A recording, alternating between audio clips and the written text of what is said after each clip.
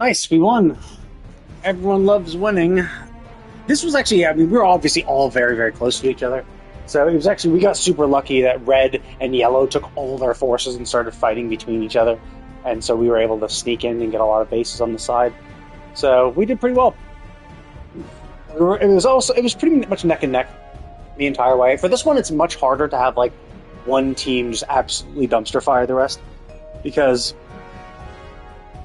the nodes around the circle are always there. So everyone knows where the nodes are and which team has them. So at a glance, you can tell, one, what team is winning and what flags they have. And so you can, at any point, be like, oh, fuck, red is a huge lead, let's go fuck over red, right? The only thing that kind of is up in the air is the center, because, like, you have objectives to do in the center, and so it's how well you can, like, efficiently do those objectives, which, can vary, obviously. But the other ones are like so much more. So it's much easier to get a lead in some of the other ones, because especially the ones where have like random locations, like so for Shatter to a smaller degree, but Seal Rock and Ansel Hakar are really easy to have, are much easier to have bigger leads for the first place person, simply because they have completely randomized their objective placement. So it's like, hey, where does the flag appear? Where does the node you need to capture and then hold for its duration? Where do those appear? Well, it's somewhat randomized. So you could get really, really unlucky and have other teams have their stuff pop right next to them for easy coverage, and so it's easier for them to do well. So, I mean, and to be fair, the same thing can happen for you too. You could get lucky, and your team gets those same advantages. So it's not like it will always fuck you over, but it can. Okay, so I'm not really doing. Honestly, thanks, rates. Have a bonus. DPS. Yeah, I've been mostly focusing on caster because I've been going in Occult Crescent, so I could try a different DPS class for shits and giggles. I haven't done Viper in a while. Let's do Viper. Oh, Expert Roulette also. Shit. Expert Roulette is rarer, so I'm gonna queue for that first. Because Alliance Roulette will very often. Oh yeah, shit. I gotta check. Where's the Moogle Tome guy? Okay, so yeah, what gives Moogle Tomes these days?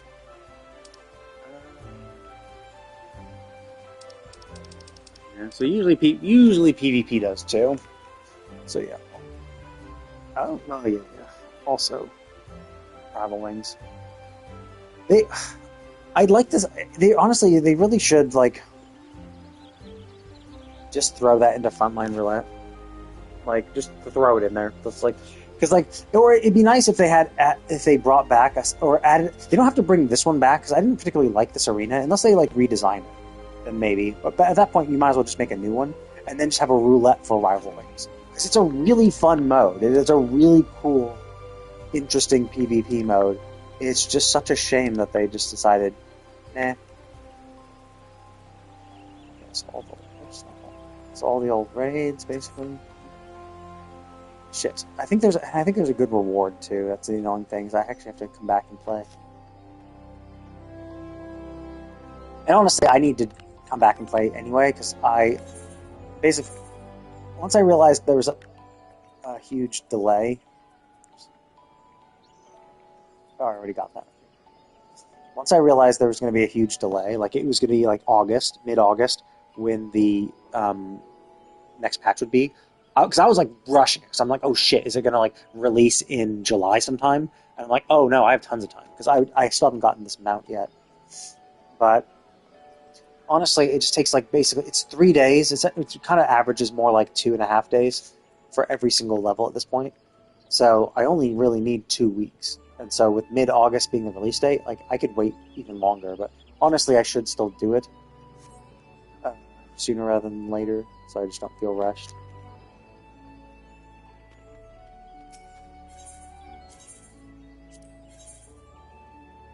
Yeah, I want that. It's the newest thing. I don't have it.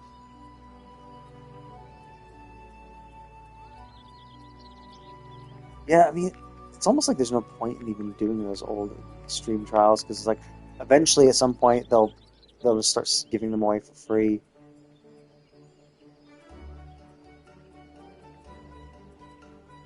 Because I have all this stuff.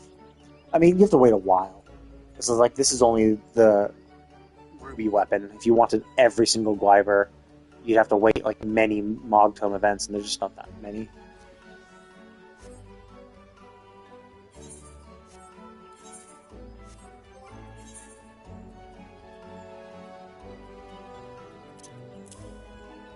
Honestly, I need to go into Occult Crest and dump these so I can free up space. I'm saying when I have so many. I'm so low on Aetherspun Gold. That's the thing. I really should just do gold farming for a little bit. The problem is gold farming is just like so boring and like tedious, and I just don't want to do it. But um, I want the glam item. I want to make sure I get all the glam items, and then at that point, I also could start farming for to complete my tank set. It's like my tank is because I do have the tank set, but only one piece is +1, so I could get all the remaining 4 pieces +1, but I would need a lot of gold for that. So I could do gold farming for all that shit. There's Noshi's. That's the quest I will be doing in a sec.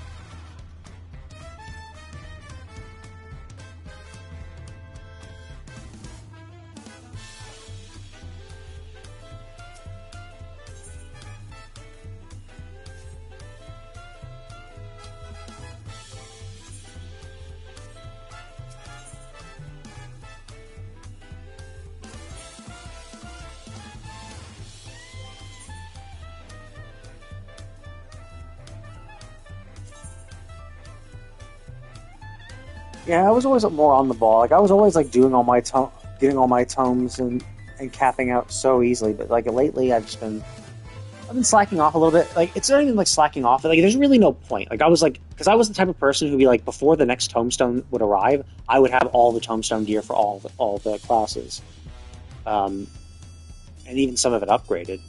That was tougher because you need a lot of hunt marks for it, and usually I couldn't. I would need to do more hunt marks. I would need to do more hunts than I needed for just tomes. So I'd have to continue doing even more trains, just so I could get enough. Just so I can get enough nuts to trade for the upgrade items. And at that point, it's like, well, there's no more point in doing that. Like, but I remember back in Stormblood, what I would do is I would just do 5 expert roulettes, like 5 expert roulettes a week. One a day for 5 days, basically. And that's all you really needed to max out that. But then hunt trains happened, and I'm like, oh, I'll do hunt trains. But now I'm just like, I don't even feel like doing hunt trains, because like hunt trains were quicker. Like in 20 minutes you can get it's like what, 10 per hunt? So it's like 120. So you don't need to do like three or 4 hunt trains. But it's like it would you weren't capped, so it's like for expert roulette you had to be there, you have to do it once a day, so you have to log in once a day for 5 days. Whereas hunt trains, it's like, yeah, you could do 2 hunt trains, you could do all your hunt trains in one day and be done for the entire week if you felt like it, you know. So it's like, honestly I should do hunt trains simply because I also need the other tomestones. I'm just kind of lazy. I just haven't been logging in, and like what I would end up doing back in the day would be just like AFKing in the game and just waiting for hunt trains to be called. Which, like, if I did, yeah, I'd probably make some more. I'd probably make more hunt trains if I felt like it, but yeah, I can't go into Occult Crescent because that's an instance. So since I'm queued, I can't do that. Let's see if I can see how much of this sells for. Probably not a lot, right? Just dump it. But these take up infrastructure. The problem is all these are now basically worthless.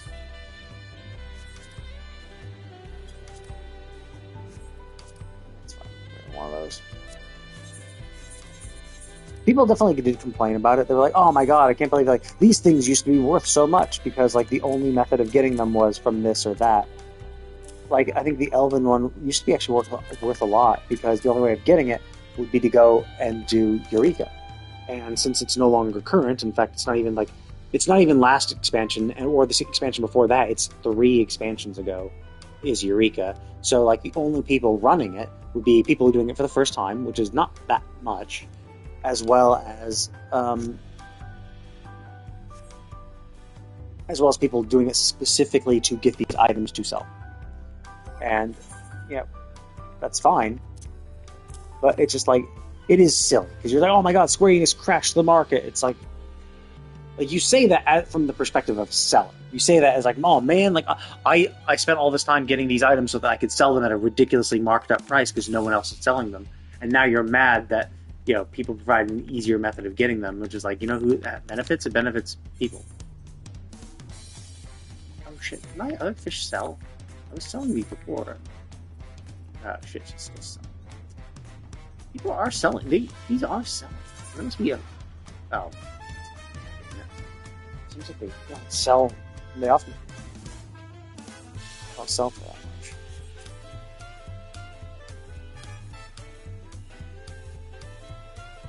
much. Like I hadn't checked how much they sold for before.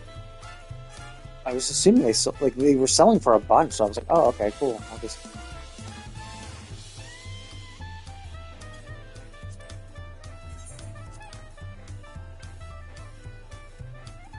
Oops.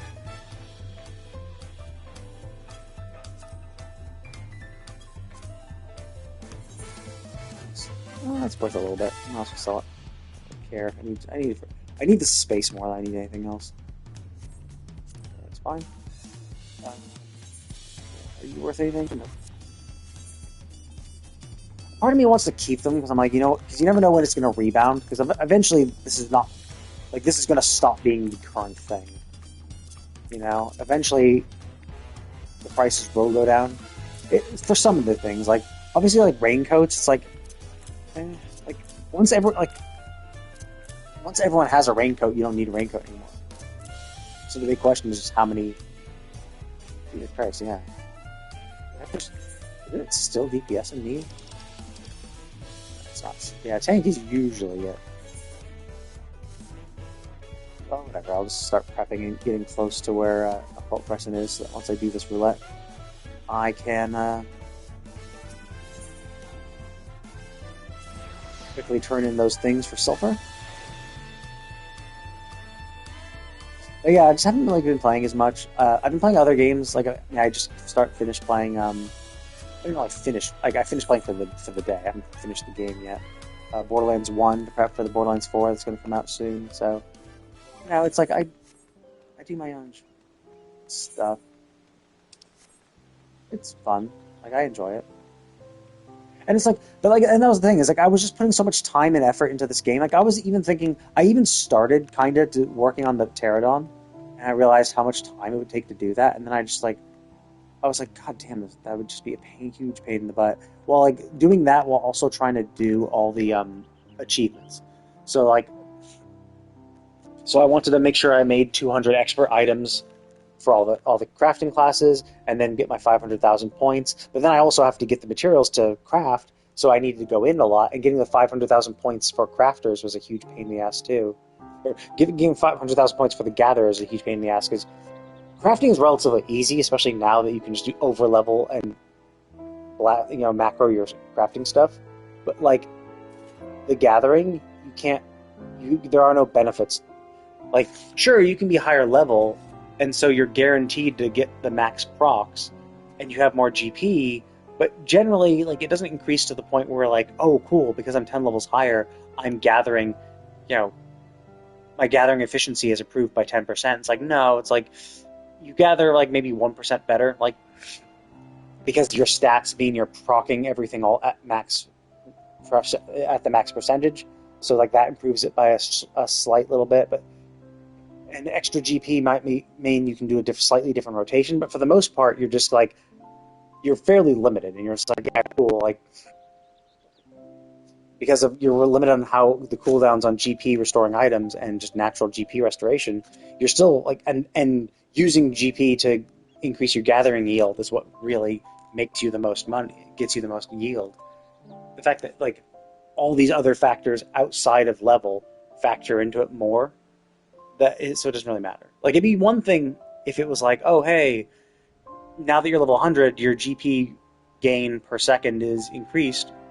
You know, sure, like you could be slightly more efficient. And even then, it's not like a huge amount. So it's a shame. So like, while you can be super quick and just craft your 200 things or get your 500,000 points relatively simply, especially because it's like mostly AFK, you set up the macro, you just press a button every now and then to continue the thing. You can chill and do other stuff. You can read while that happens, watch a movie. Whereas for gathering, I mean, you can still watch a movie and stuff like while you do it, but it's far more time consuming. And so just thinking that I would have to do that was just like, I don't wanna. And that was the kind of thing where it's like, yeah, I was just trying to like do everything, and I kind of do everything anyway. But like, Jesus Christ, it's like, yeah, you're number one. I've been number one for like for the last 4 minutes. Like, no one's queuing for this. So it's like, yeah, it's less than 5-minute queue, cool. And then 13 minutes later. I mean, that's what averages are. And you can see the average go up. Yeah, see, now the average wait time is 12 minutes. Why? Well, because I'm basically setting the average. Like, I got in just after they had a huge influx of people. So, anyway, but yeah, so it was just like, I was doing so much stuff, and I'd kind of like done everything in the game. And I'd like done everything at least once anyway. So it was like, you know, I was number one on minions.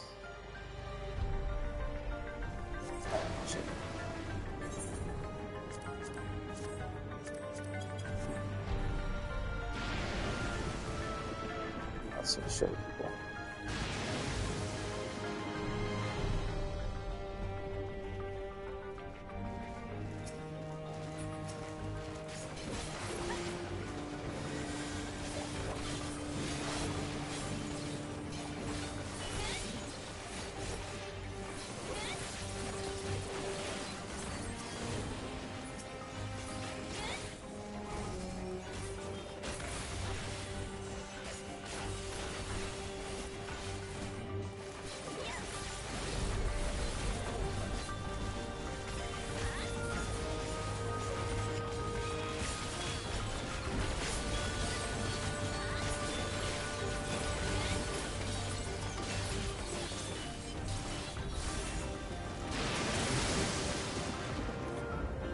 I haven't played a non-caster in such a long time, because I've just been a caster inside Vault Crescent for the longest time.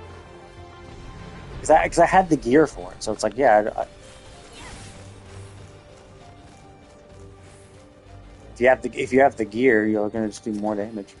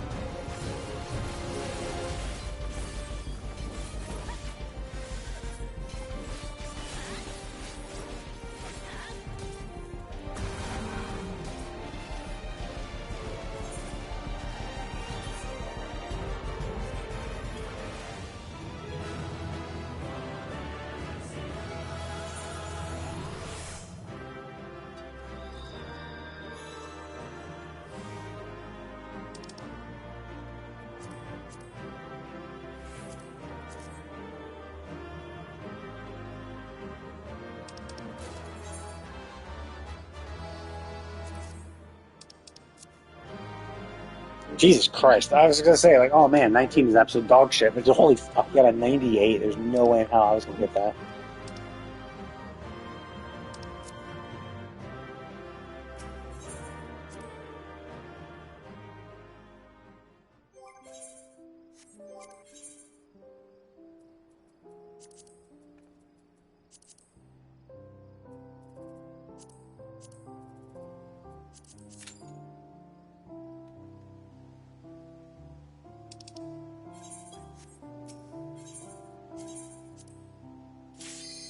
Actually, wait a minute. Let me do this real quick. Because I can be queued up while I'm doing this shit, but I cannot turn in these stupid books, which I was silly and forgot to do.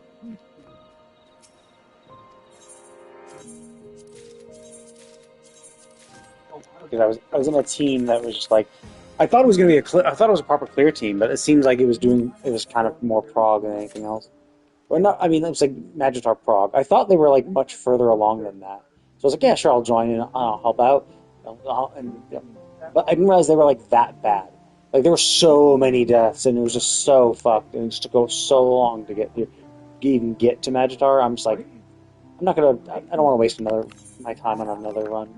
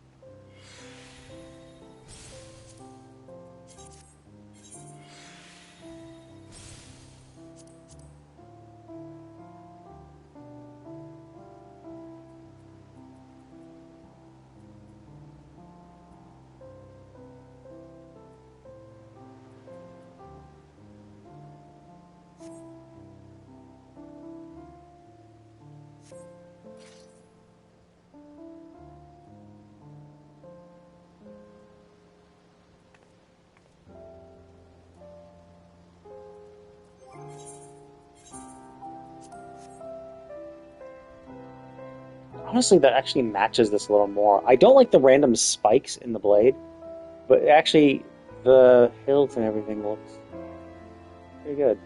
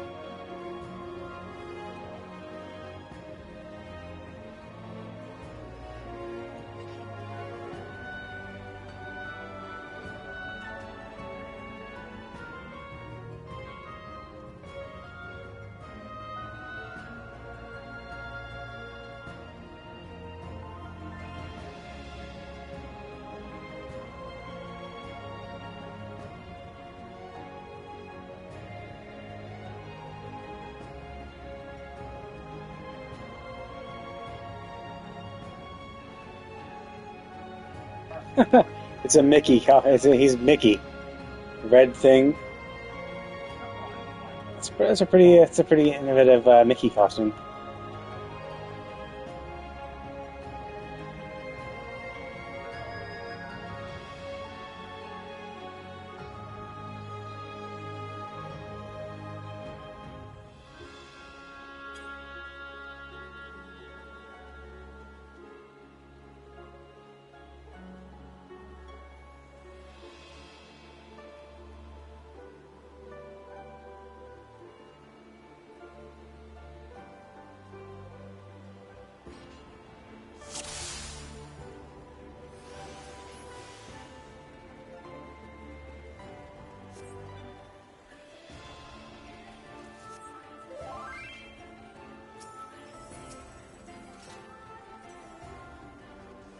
Prove to me life's resolve.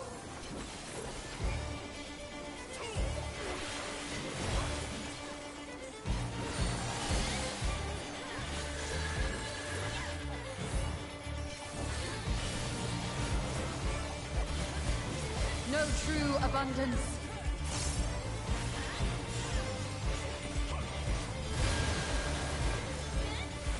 Feel you, the heartbeat of the land.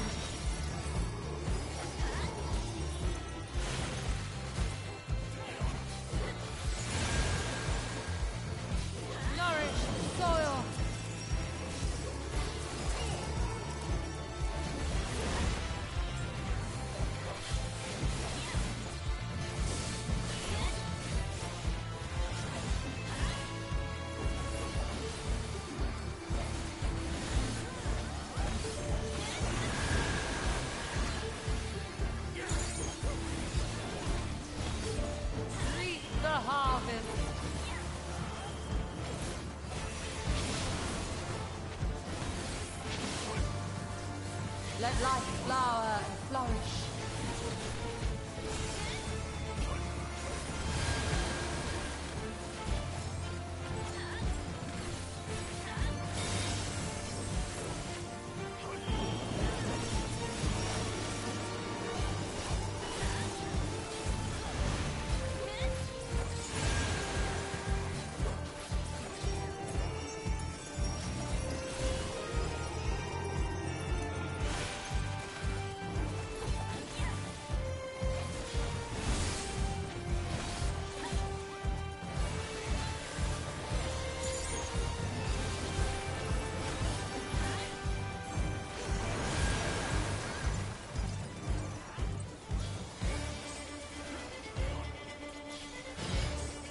Mine is the breath of the earth.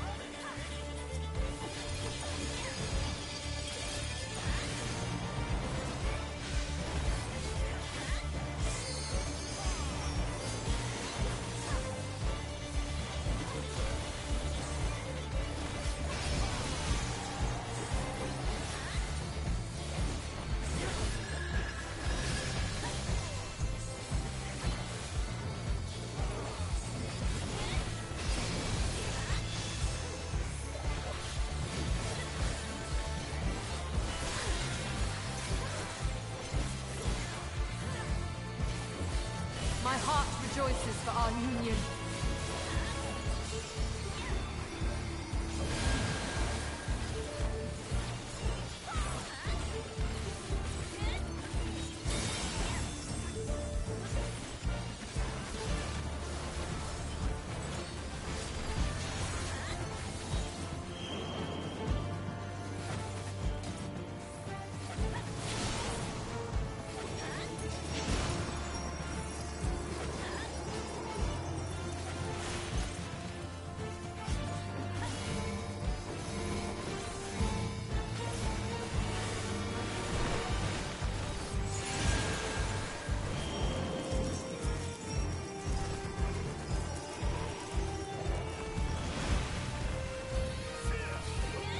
Bow down like the willow.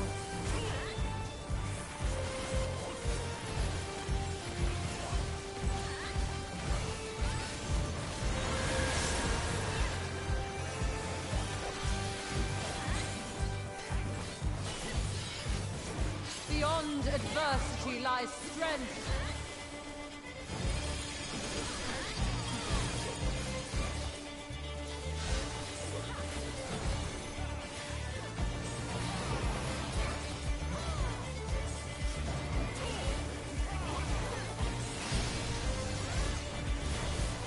Children, be strong for what awaits.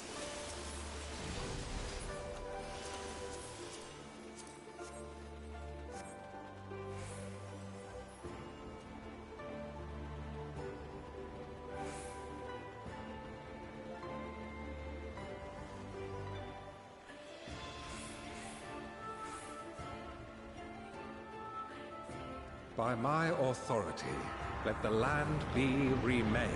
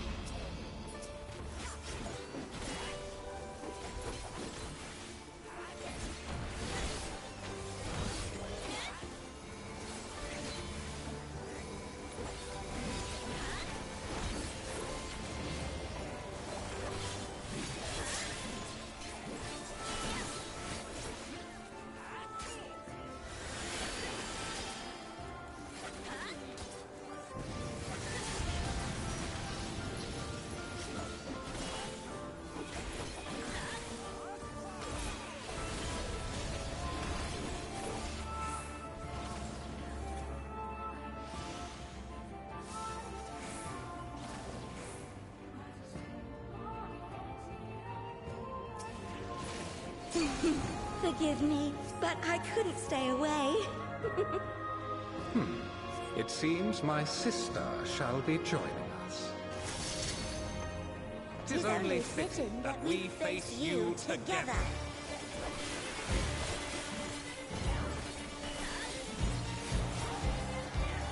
I will spin your fate.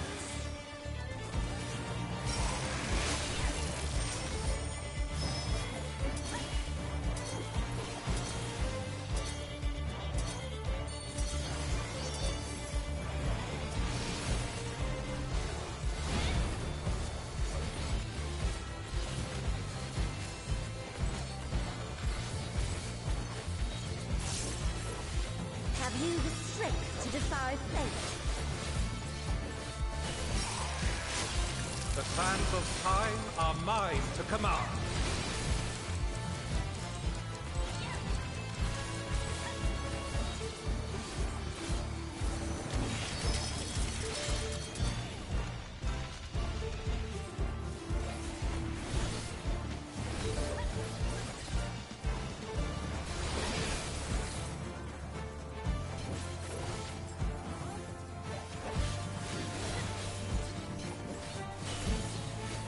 I shall measure your worth.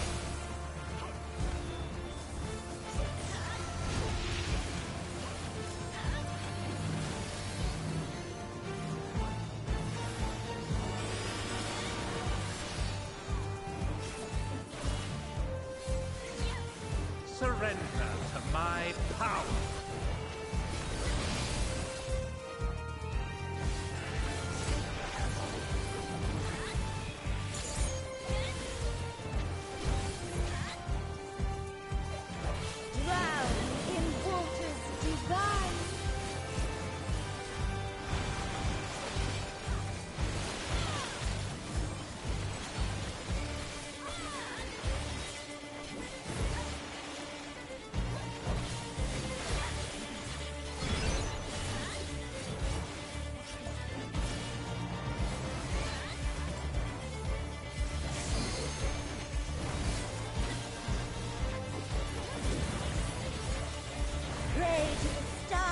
on high.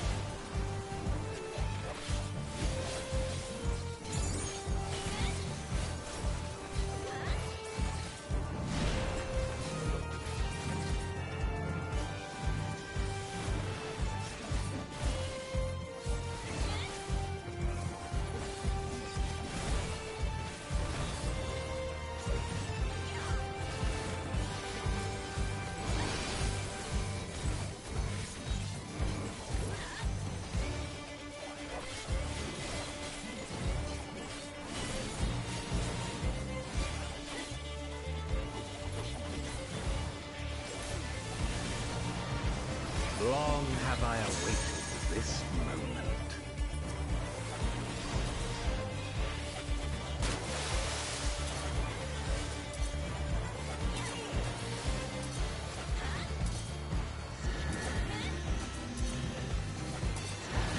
This too is fate. Upon the most exalted of battlefields you shall stand.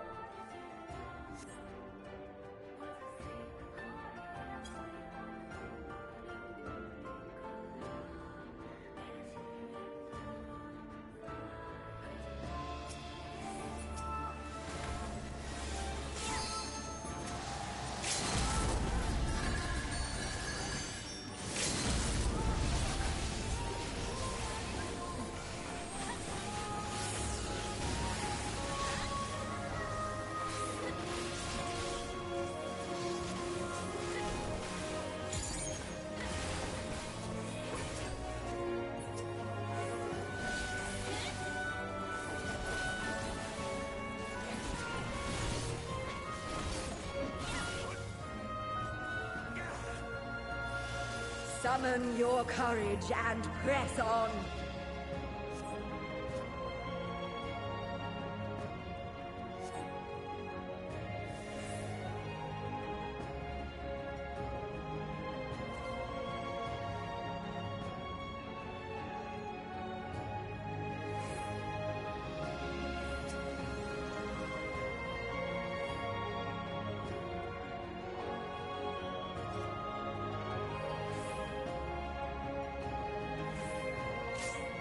I, the Fury, shall test your strength of spirit.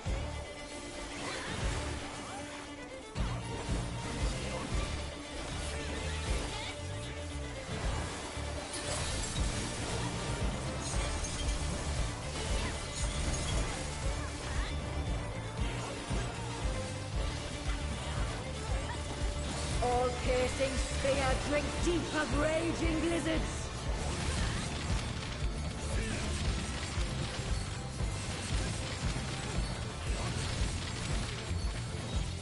For glory, you must be prepared to render your all!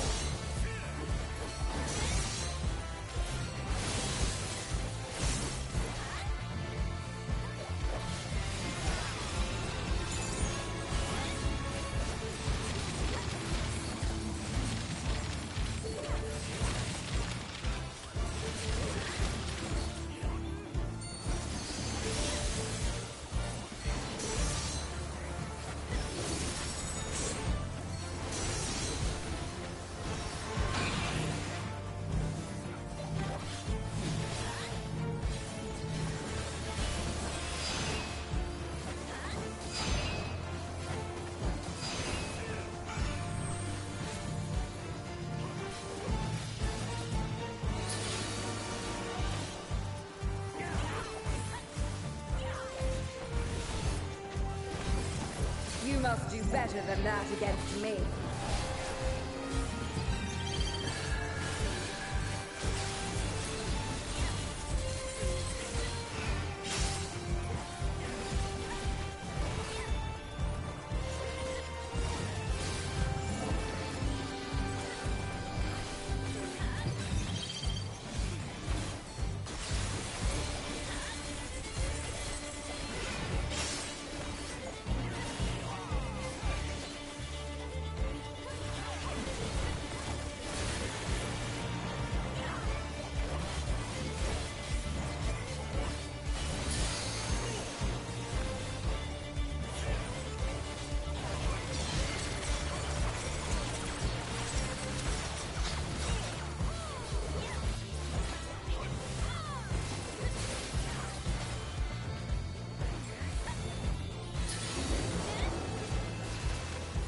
There is no retreat, only victory or defeat.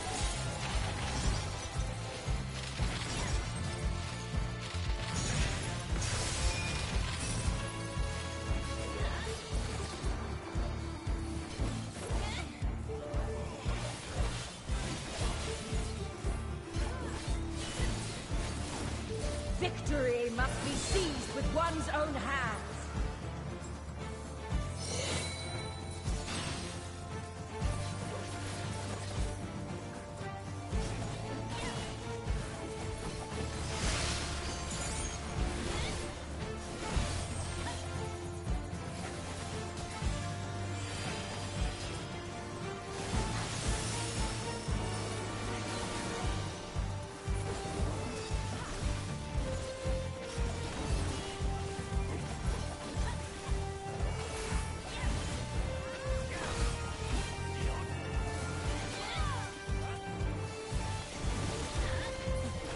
In ice unyielding, now rest!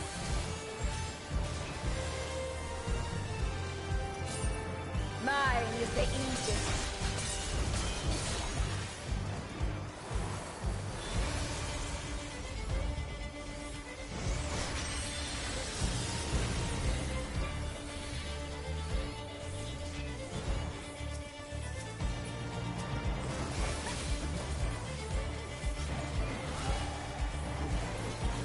Ah, would that our clash could continue forever.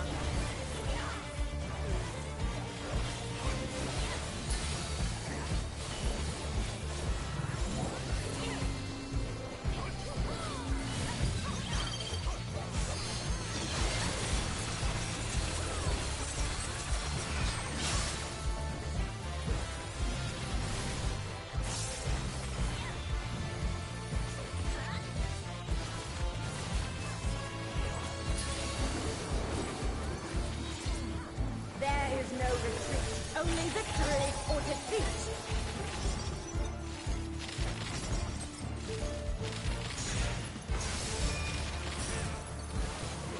Yes! Lose yourself in the joy of battle!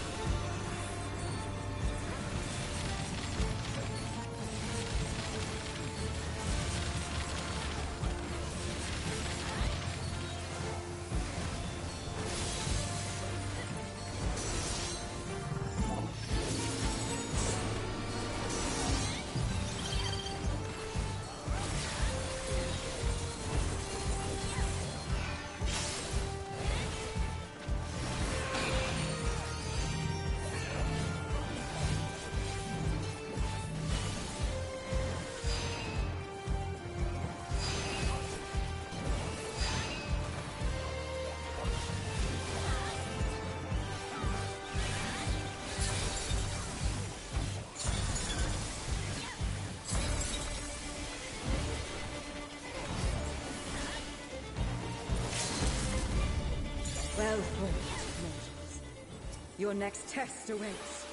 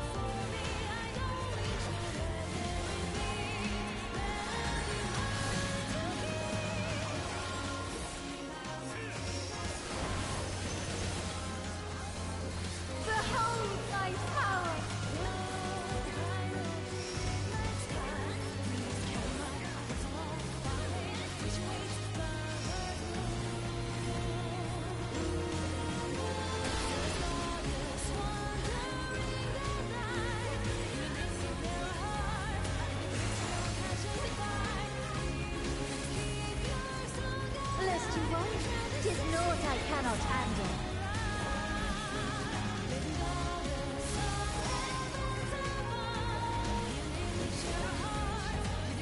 Is it too much for mortals, I wonder?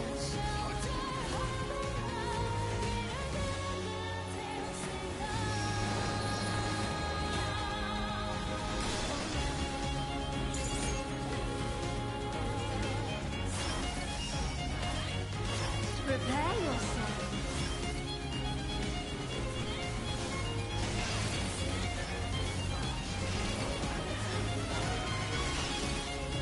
Oh, Queen of Ice, have mercy upon them!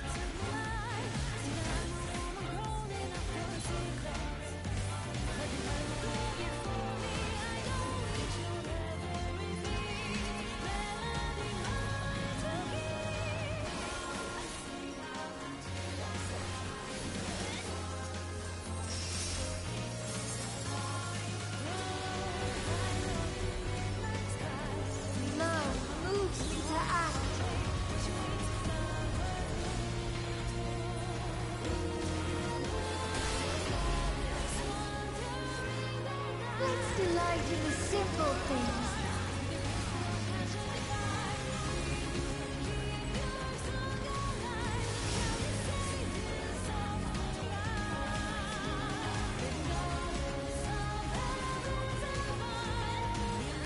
Go on, slay!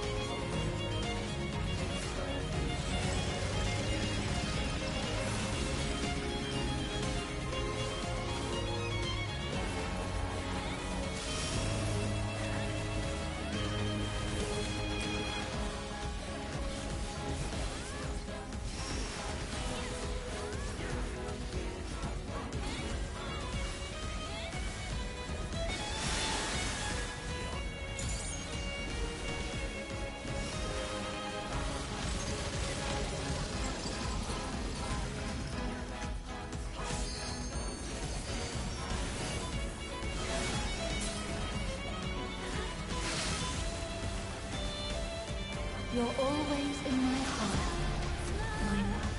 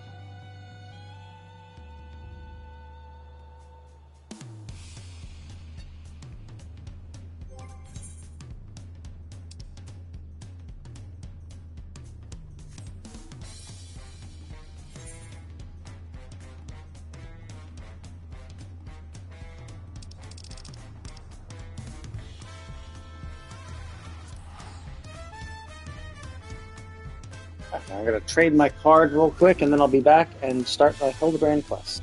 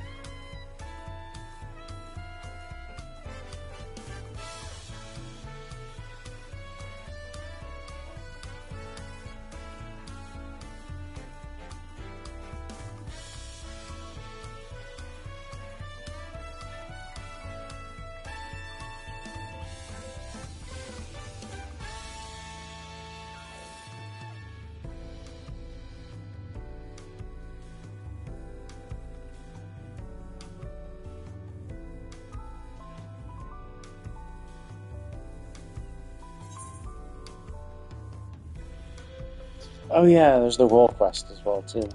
The one that you get for doing all the role quests.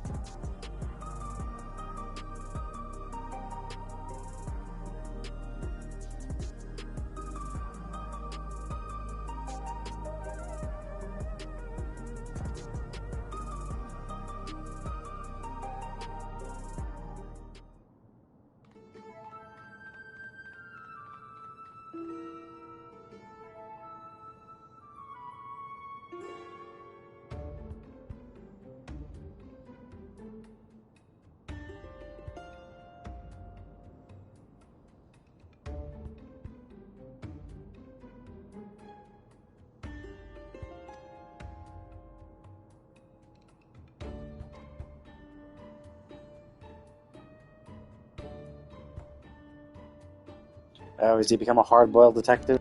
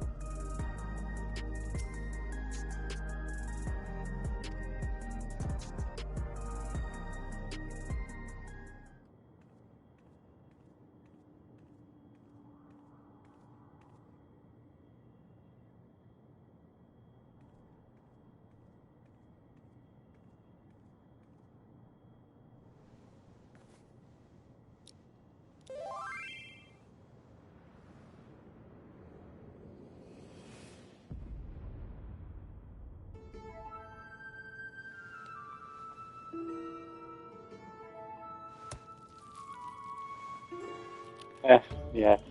He's hard boiled because he's a hard boiled detective.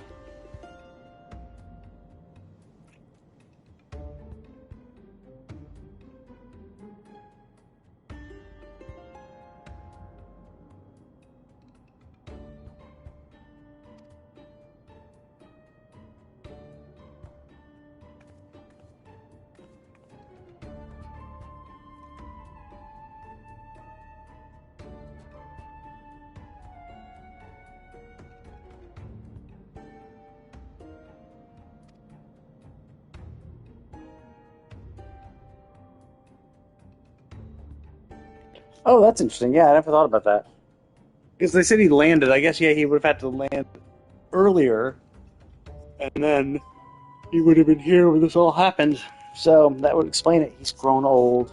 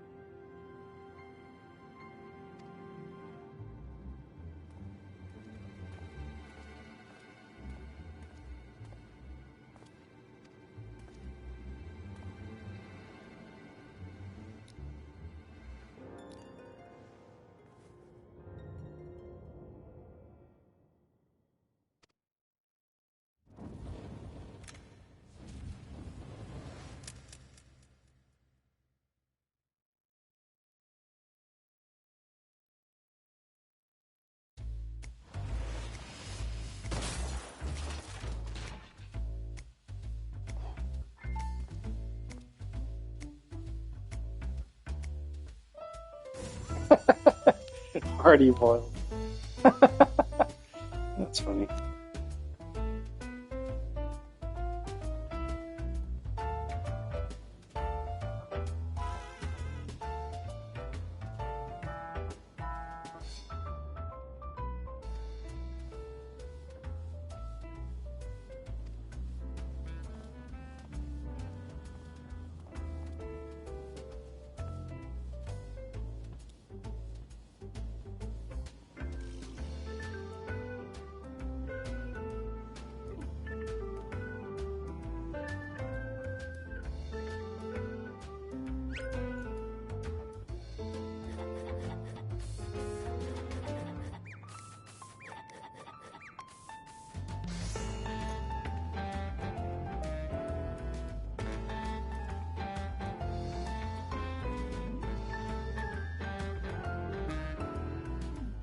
So you were grinding something on a pestle and then using an alembic to make a hard-boiled egg, which is something you only need a pot for.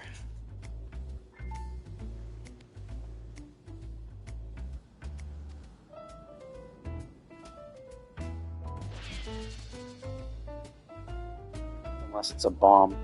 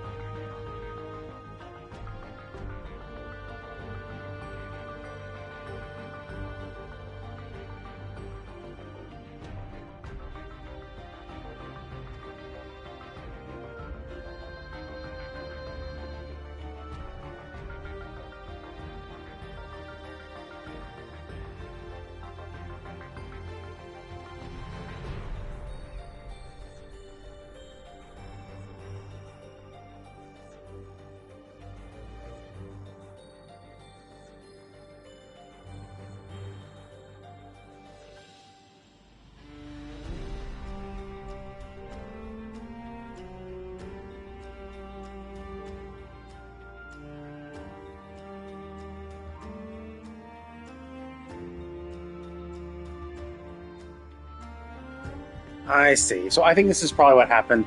Is they probably had his soul, and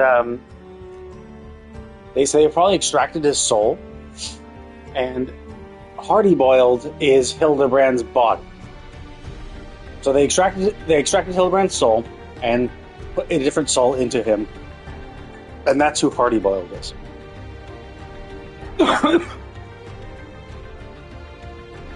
And I think that Hildibrand's soul is somewhere else. We haven't yet met him yet. But we're going to find some other person who's going to behave exactly like Hildibrand. And essentially, what we're going to have to do is we're going to have to like get his soul back into his body, and like that's probably what's going to be. That's my guess.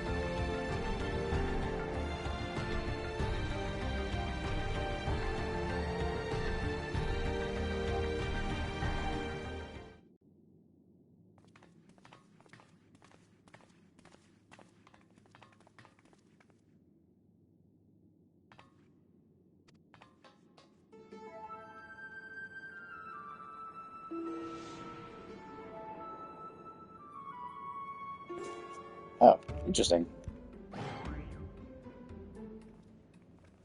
Okay, so yeah, I thought his soul was extracted, and that's why that dude is as resilient. So I guess Hardy Boiled must be a clone or something. They probably.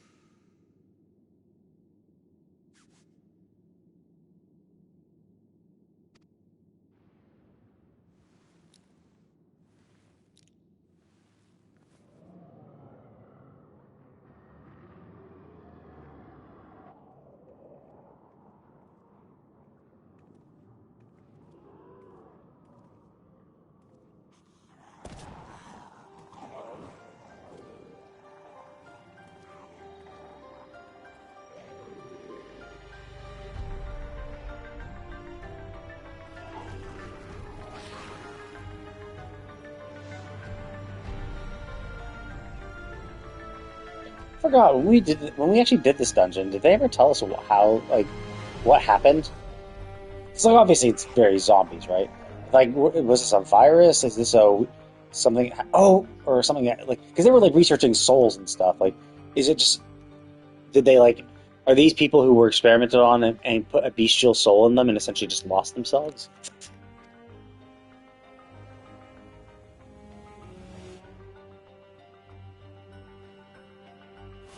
That's a pretty cool gun.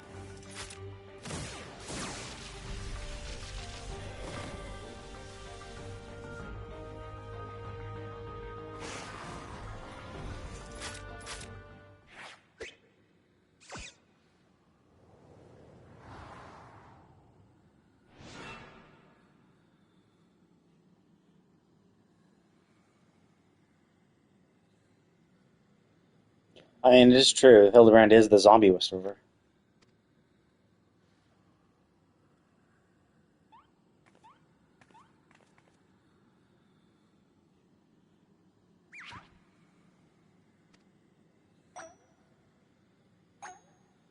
Like, is he gonna do the thriller?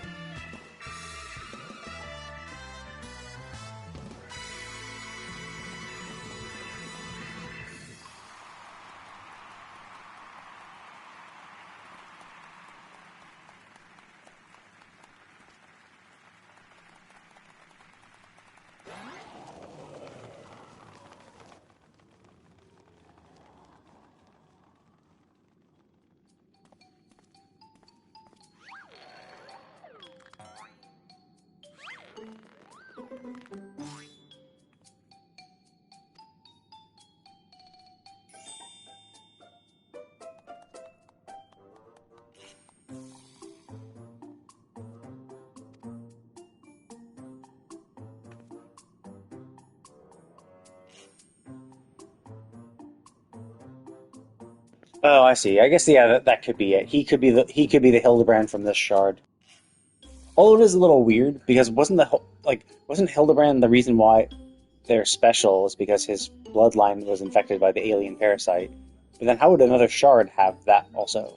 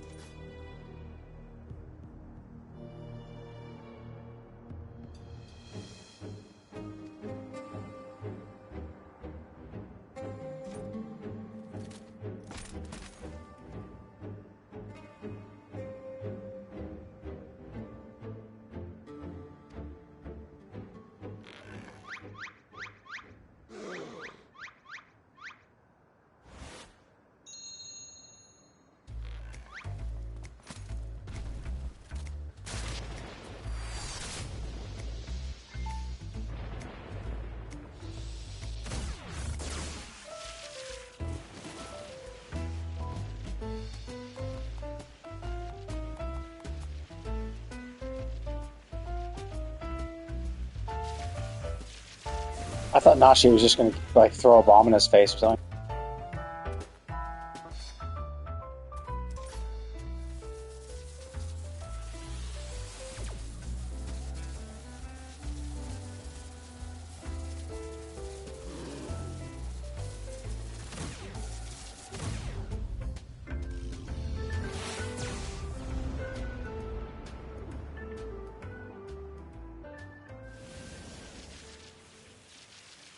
Did Hildibrand get in the way?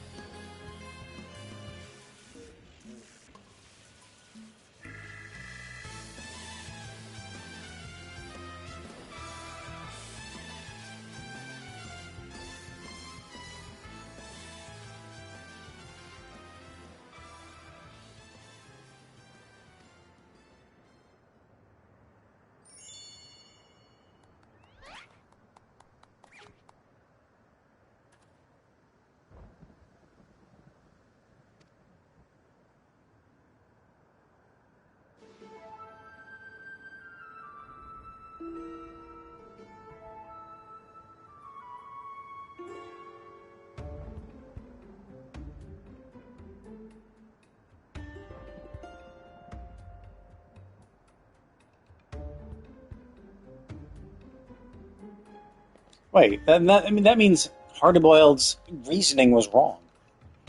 Hardyboiled was like, oh, because he's a Cyclops, he could only steal stuff from outside the keep, and so he'll steal what would be the most like the thing that would be the most of a new like that would present the biggest nuisance to people, right? To annoy as many people as possible. But in this, he was told to. Although, I mean, regardless, it would still have to be outside of his body.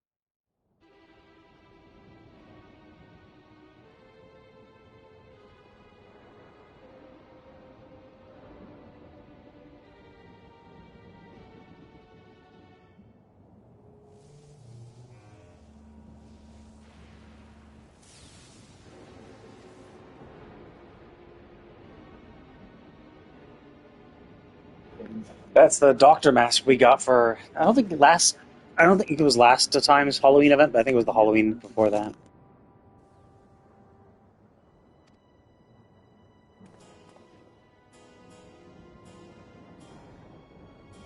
Yeah, I thought so. That guy seemed really suspicious. Like when he was giving us our stuff, he seemed super suspicious.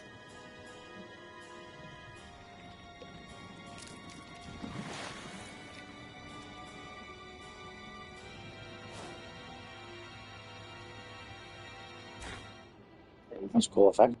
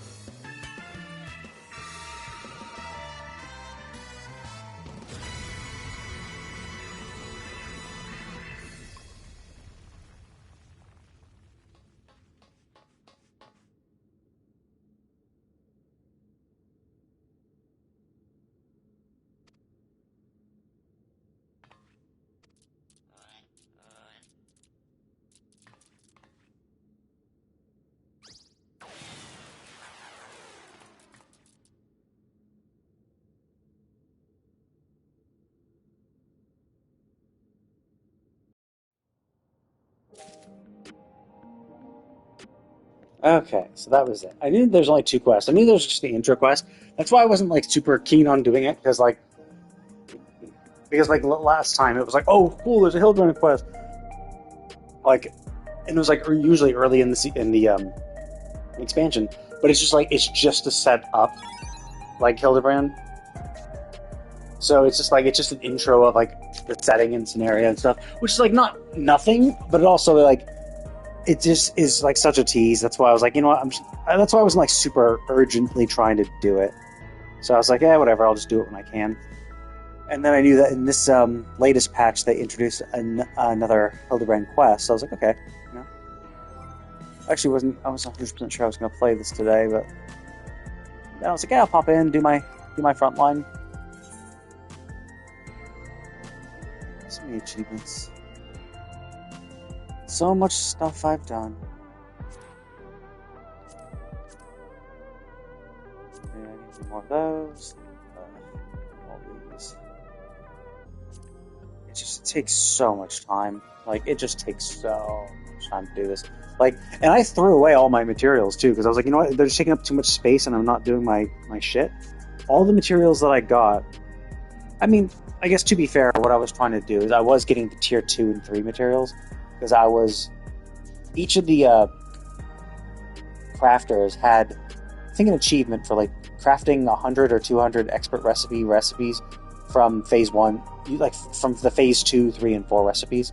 So I was like, okay, well, I'll gather the older ones, but because they're from older phases, their point rewards were usually much worse.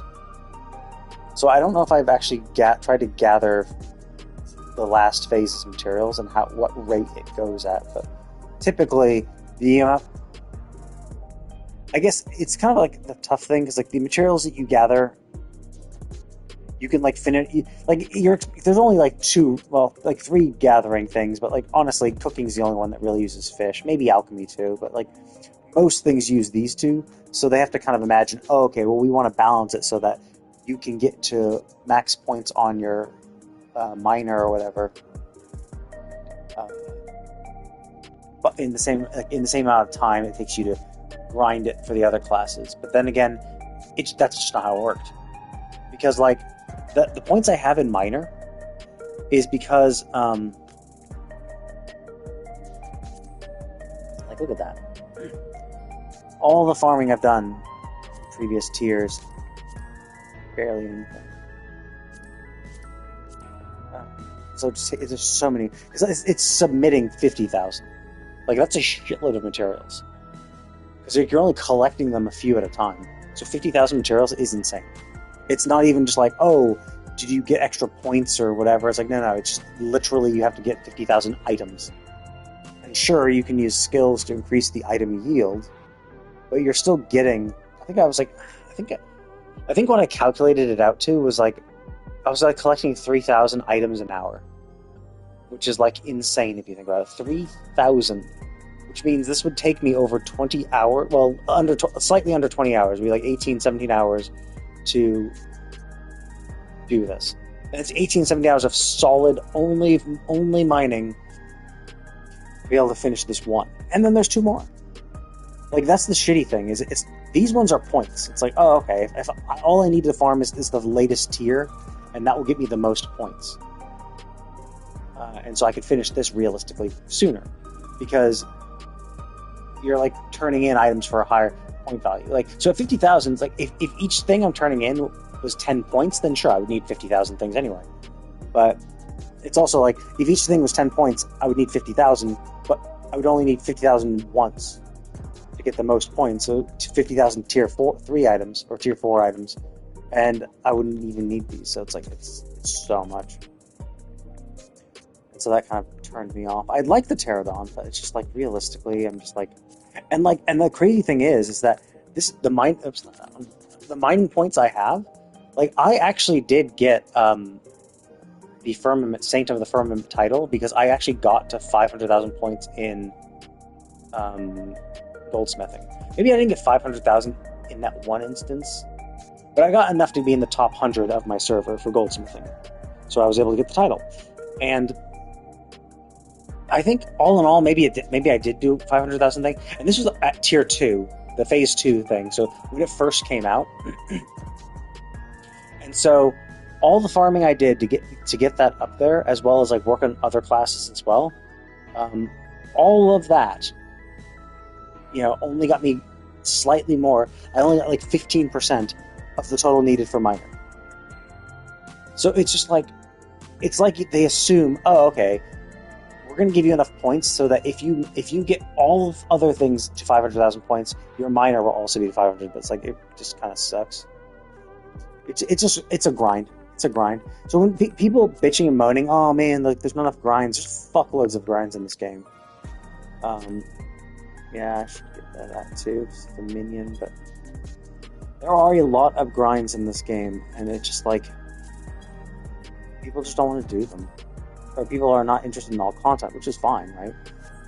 If you don't want to do everything, no one's like forcing you and saying, yeah, you have to do everything. But simultaneously, don't try to pretend that the game has nothing to do when the game is littered with shit to do. It's just, a lot of it is a grind, and so most people don't do it. Or, maybe people aren't interested in crafting or gathering, so it's like, obviously that content's not going to appeal to them. But regardless of whether, it appeals to you or not, I mean, it still exists.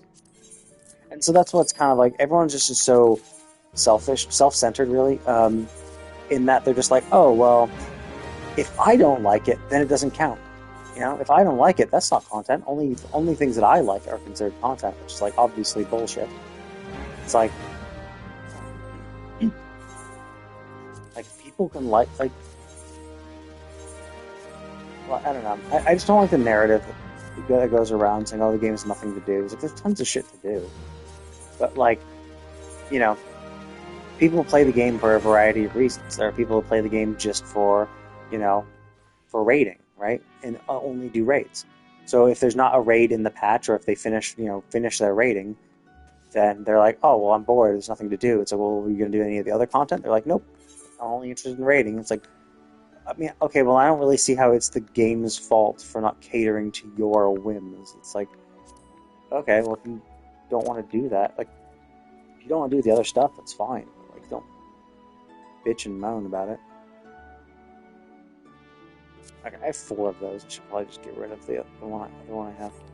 Um, so yeah, I never really liked that. Where it's just like you get a bunch of people who are just like, oh yeah, there's nothing to do. This is bad game, because there's nothing to do. It's like, well, there's shitloads to do. You're just choosing not to do it and then blaming the game for that. It's just like I just don't like that. It's like it's fine, and because obviously the idea is that when people are saying that there's nothing for me to do, which is like it's fine if you don't like everything, but everyone just is like, I want everything that I want in the game and nothing I don't want in the game, and it's like because the problem is you get these people who are just like, well, if Square Enix didn't do this, then we would have this. So it's like, like how we didn't have like a really much of a relic grind in the last patch, or last expansion, I mean. And people were bitching and moaning. It's like, we got other stuff. We got Island Sanctuary, we got Criterion Dungeons, 2 things that just had never existed at all. So it's like they added new content, and that's what they're doing, is they're consistently adding new things and new content, but they still also have to make the old content because people started playing the old content, so they don't want to abandon it. But that's the problem, is that like when they try something new, it's like if this new thing doesn't appeal to you, you get the people who are bitching and moaning. It's like, oh, you shouldn't have done that. I don't want to play that. I don't want to do that. Like, you should have just made another one of the things I want to do. Like, you get the hardcore raiders being like, you should have just made another ultimate. There should be 3 ultimates, an expansion, which is like, just stop doing this or hire more people. And it's just like you might think it's easy. Oh yeah, just hire more people, problem solved. It's like, well, no. It's like it's one of those things where it's just like you think, oh, just easy, hire more people, and then you can produce the content you want. But it's like you see so many other games where they have huge teams and they produce a shit game. So it's just throwing numbers at it doesn't make a product good. What you need is a creative vision, and it's like you could hire more people to do some of the busy work, but what you really need is more people who have a vision to do something amazing. And like for Ultimates, you have a core team making these Ultimates, and if you try to dilute it to be like, oh, okay, we're going to take some of this core team and like split it into 2 groups so that we can produce an extra Ultimate each time, because like we're going to hire more people. Some people go to the original group. Some of the people from the original group goes to the second group, and we'll fill in the second group.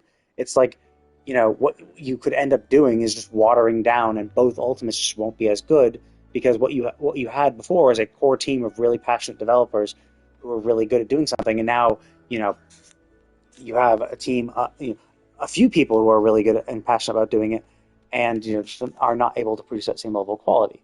So you can't just throw numbers at it and just expect everything to get better. And that's what's kind of annoying, is you get these people like, oh my god, Square Enix is just taking our money and not reinvesting in the game. It's like, dude, they are putting so much money into this game as well. Like, sure, like it definitely does feel like Final Fantasy XIV makes them a lot of money, and like it's making the company a lot of money, and it's like obviously there are server costs and all that shit, and then there's development costs. So it's like, and marketing, all that bullshit. So like all that stuff is still being reinvested. But the issue is that like, well, what happens if you make a lot of extra money, right? Like what happens if you do really well and the game becomes really popular?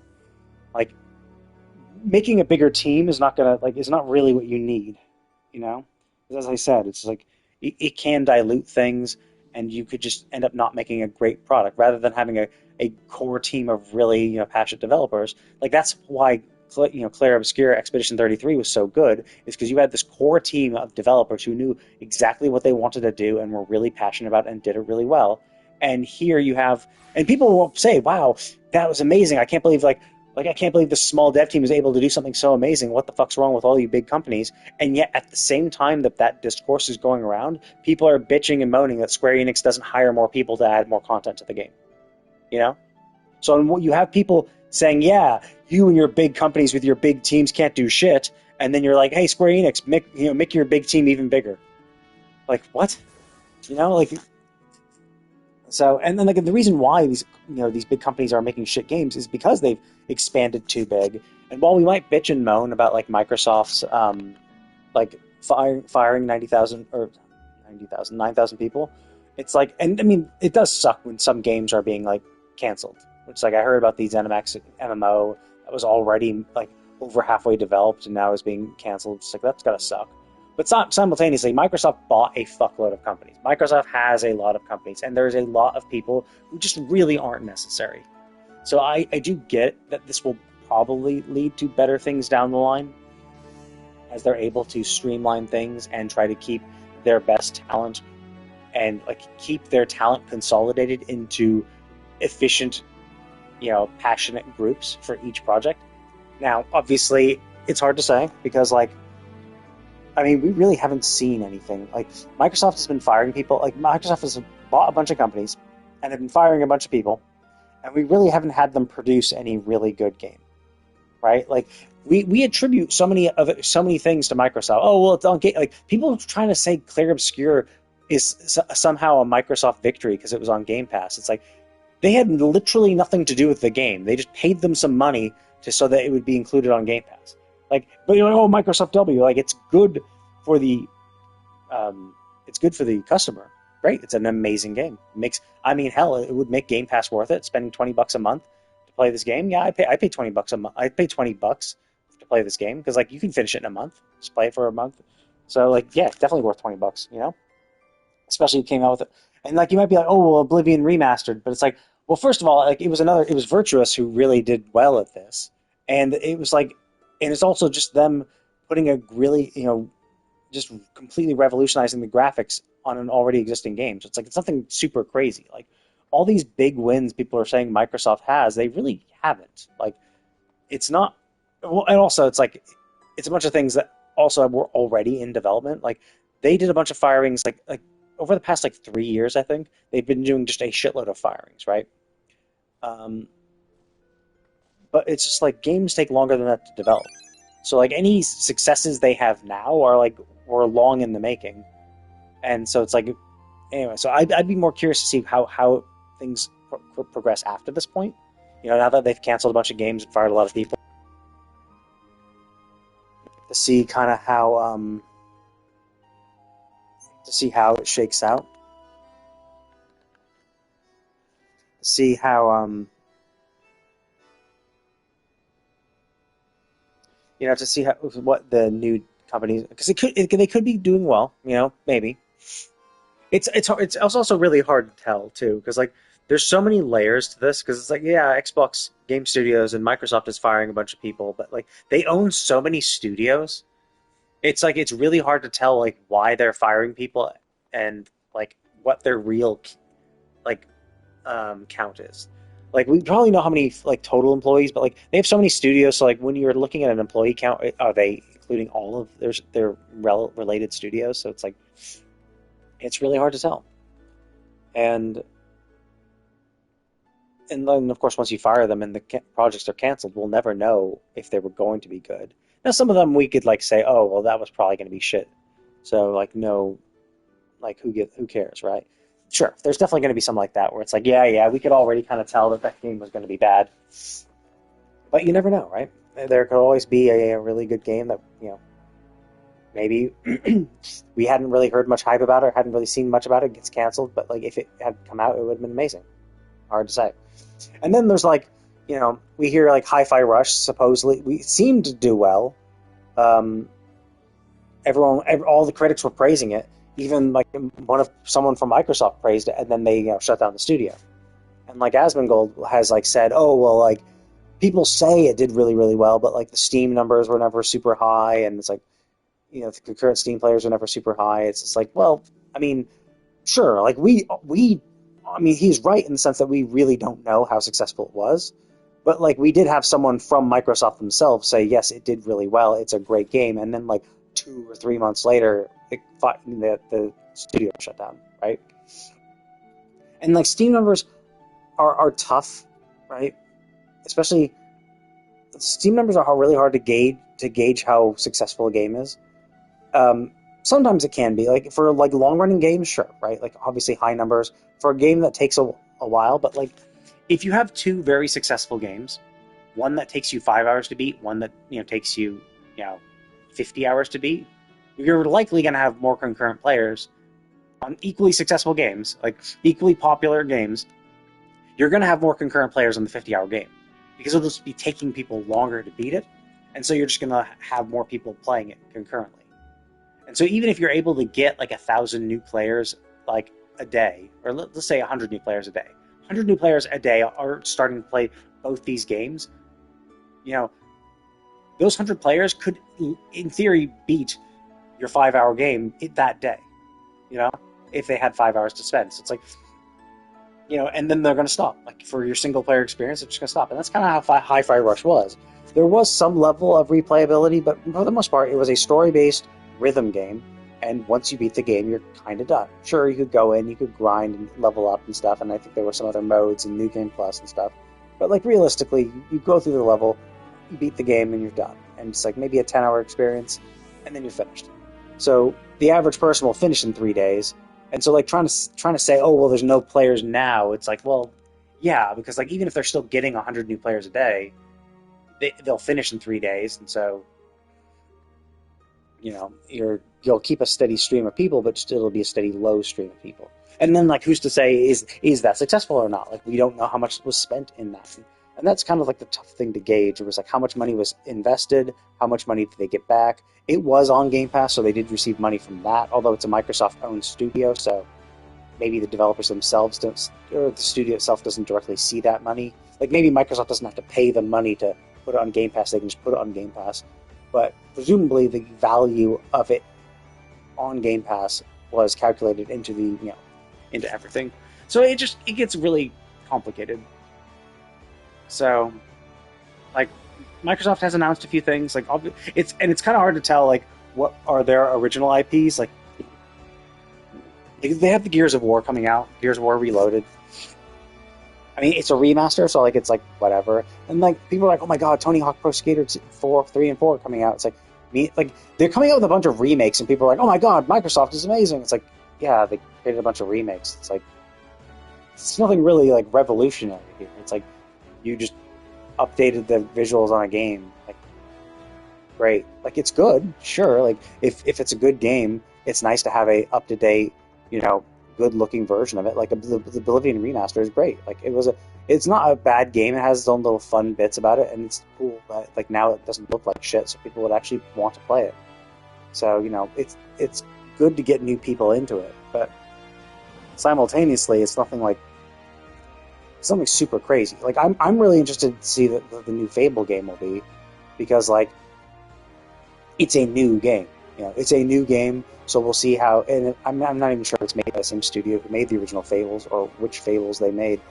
But I mean, there's been some controversy anyway about the character model, so we'll see how the plot ends up being, and you know, the kind of choices we can make. Because obviously, Fable is well known for the how your choices matter. You know, like in 1 and 2, your choices determine like how your appearance looks and how you're treated by the common folks, and then in 3 you like ruled over the kingdom, and you could either just fuck over your kingdom to make or save a lot of money so that you could fight off the evil darkness, or you know, make your own money and do it the right way.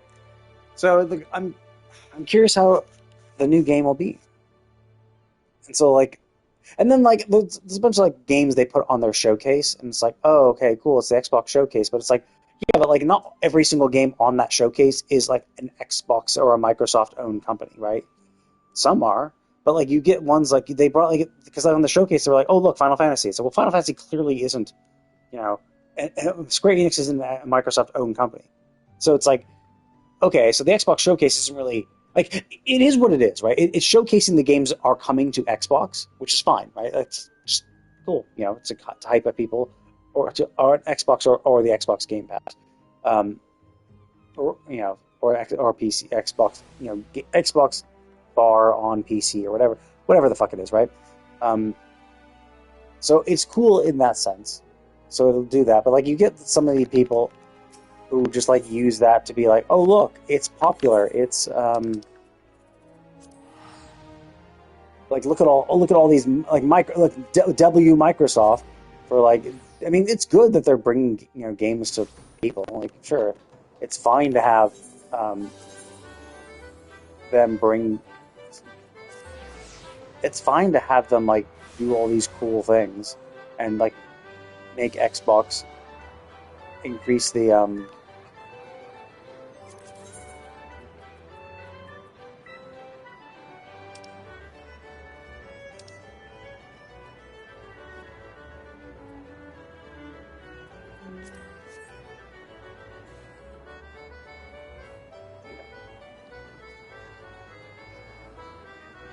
so yeah, it's fine to do all that shit.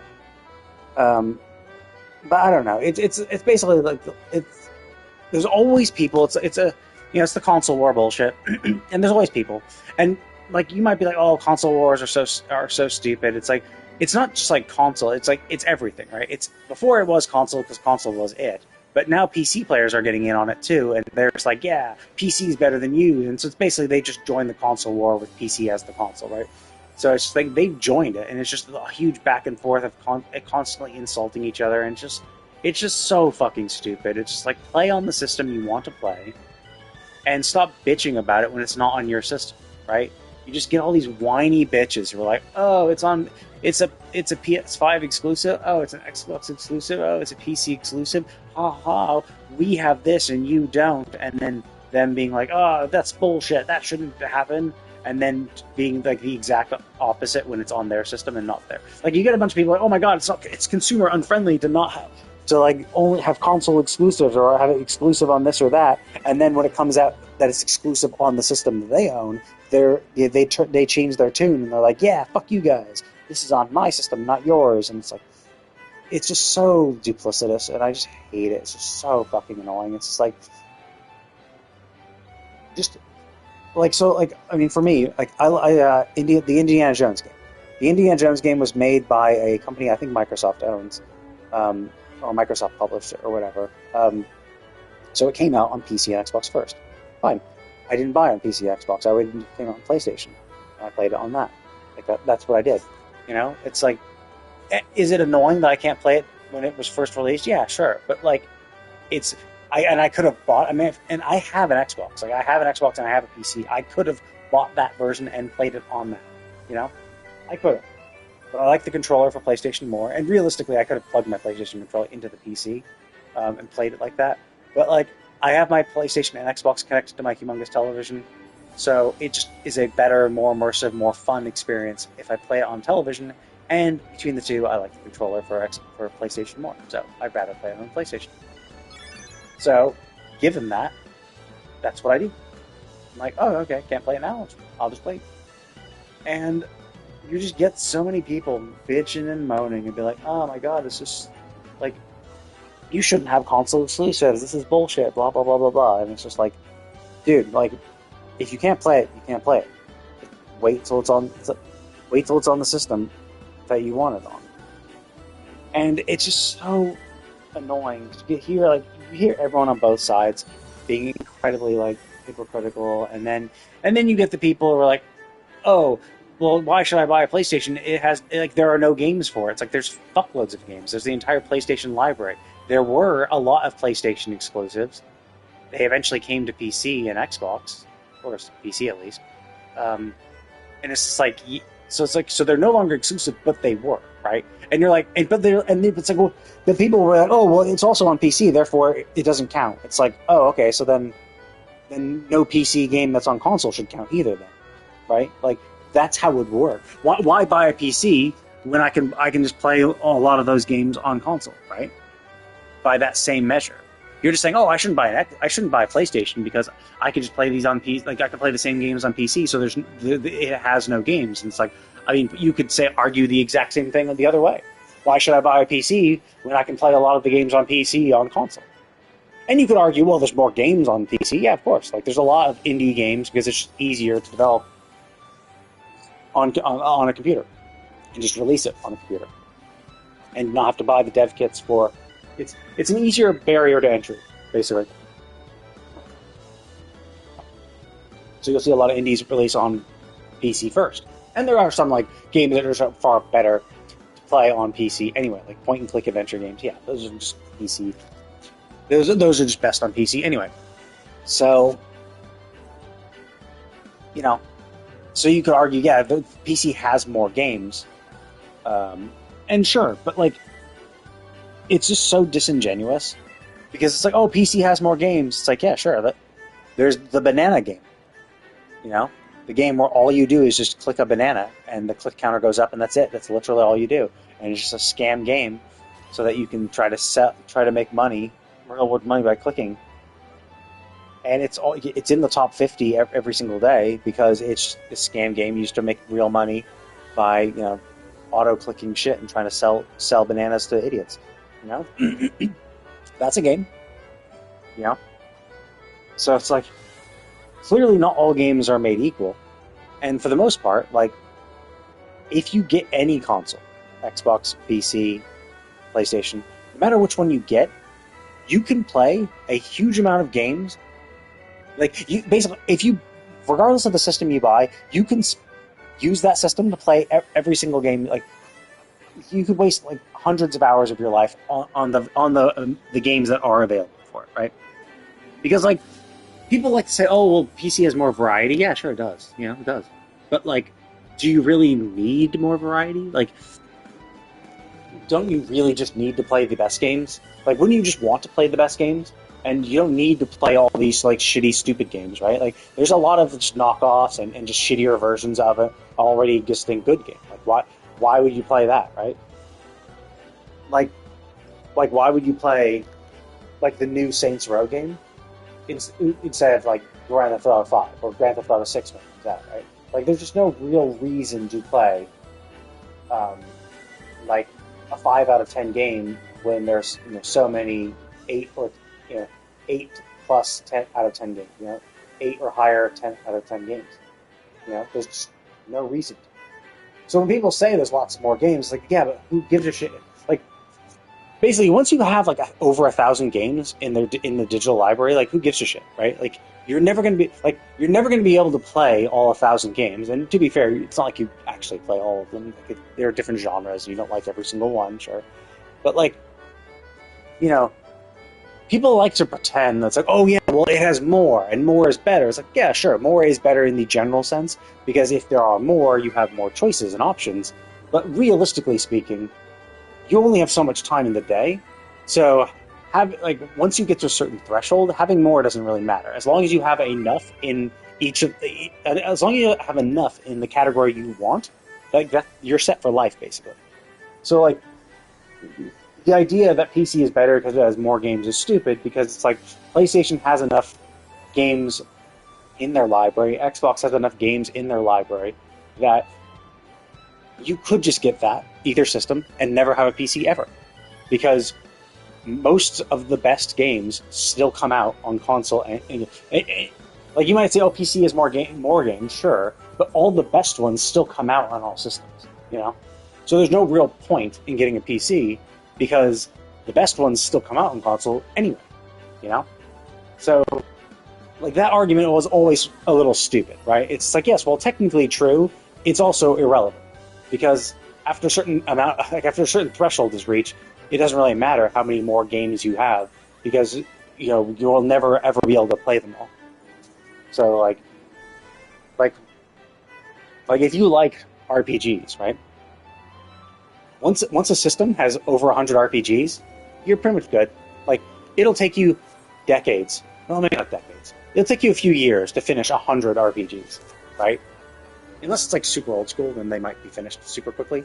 But like, you know, an RPG that takes you like 40 hours to beat, like 40 hours is like a job for the week, right? You'd be putting 8 hours a day for 5 days a week. Like, that's insane. Most people are not going to play 40 hours. I mean, most people. Here we go. Are not going to play, 40 hours a week. Some do. Realistically, let's just like say, hey, you know what? You can finish a 40-hour game in 2 weeks. So you can finish a 40-hour game in 2 weeks. So that means you can finish about 26 games a year. 26 games a year. 26 RPGs a year. And if the console has, or if the game library has 100 of those games, then you're set for 4 years. And that's assuming you're putting 4 hours a day for 5 days every single week for 4 years straight, right?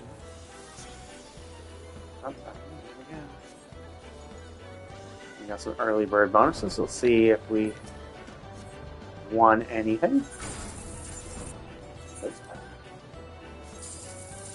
Nope. And nope. Alright. So yeah. So I've always found these arguments to be stupid. Because it's just so pathetic, really. It's just like, and so like I prefer, as I said, like obviously I prefer playing on PlayStation. I'm playing this on PlayStation. Like I just like it more, right? It's just how it is. I have all systems. I have enough money to buy all systems. I have a PC. I could play on PC, but like my PC monitor is like,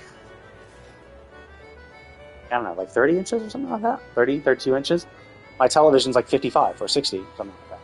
So it's like if I play on my PC, I'm sitting in front of my desk, stuck at my desk, playing that. And like oftentimes, what I'm doing is I'm also like watching YouTube or watching a stream or something. So like that takes up a portion of my screen real estate while I try to play a game at the same time. Whereas if I play on my console that's on my television, then I can watch my YouTube shit on my computer, and I could play my games on my television. Now, realistically, yeah, I could just create a second monitor for my computer and throw some of the stuff on there, and hell, even the game itself on there. But like, it's more of a hassle, and I just don't like it as much. It's just not as convenient, basically.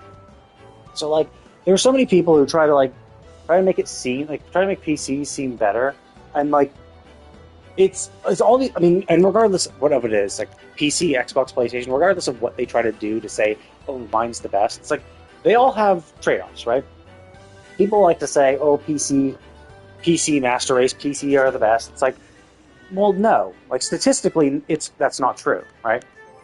Because statistically, not all PCs are the same, right? Like, you're talking about the average PC versus the average anything else. Wait, is that round? Oh, cliffhanger. Actually, that one's actually super easy to do.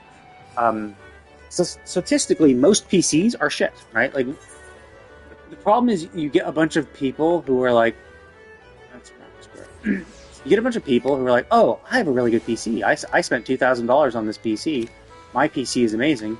PCs are the best. And it's like, well, sure. Your $2,000 PC is better than a 500.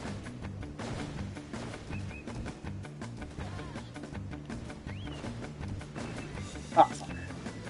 Your $2,000 PC is better than a $500 or a $700 console. Yes, congratulations. You spent over twice as much money on something, and it's better than something else. Like, yeah, no shit, right? Like, it's crazy. Like, they're like, yeah, but mine's better because it's like, well, yeah, no shit, it's better. It's like, it should be better. You spent a fuckload more money on it. Like, yeah, no shit. No shit, it's better. Like, yeah. So, like, people just try to say, oh, well, because mine is better, this is just because mine is better. Like, these are all, like, I spent $2,000 on it.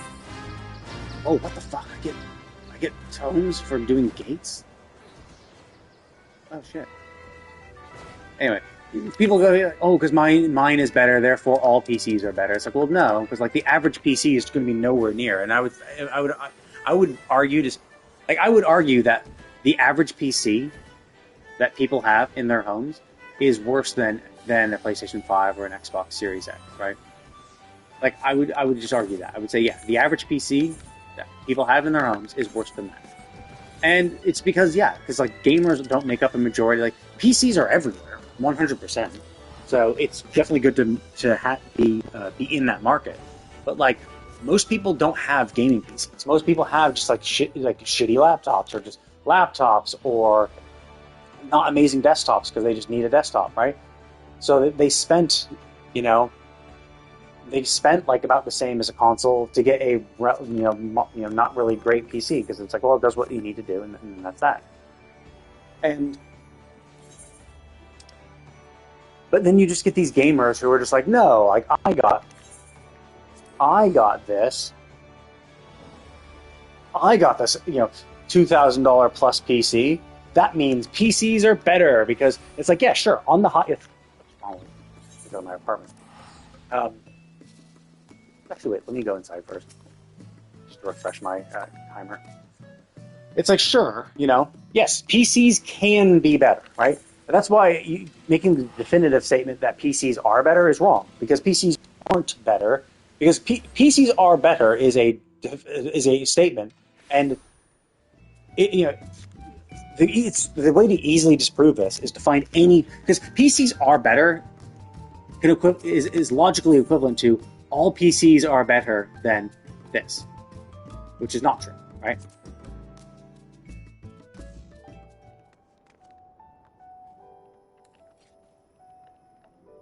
It's not that all PCs aren't better. Do I have a better minion that's not as annoying? Just chills off to the side. Hey, let's get a little circle button. Yeah, not all PCs are better than all systems, all consoles, right? There's PCs that are worse than like the PlayStation 4, right? It is what it is. So it's not like. So that's why people say, oh, PCs are better. Well, that's just not true, because the fact is that there are PCs that are worse, therefore PCs aren't better, because if there exists a PC that is worse, then you can't just say PCs as a whole are better, right? You could say PCs on average are better, and even that I don't think is true. I think there are so many PCs for non-gaming people that they just aren't going to be nearly as good. I think like gaming PCs, like the amount of people who have like a gaming PC. So like let's say PC market is like completely flooded, right? Everyone has a PC, literally everyone in the world, which is pretty close. Like we pretty much have, there's pretty much every first world country has a PC, right? Maybe, or something like that, maybe.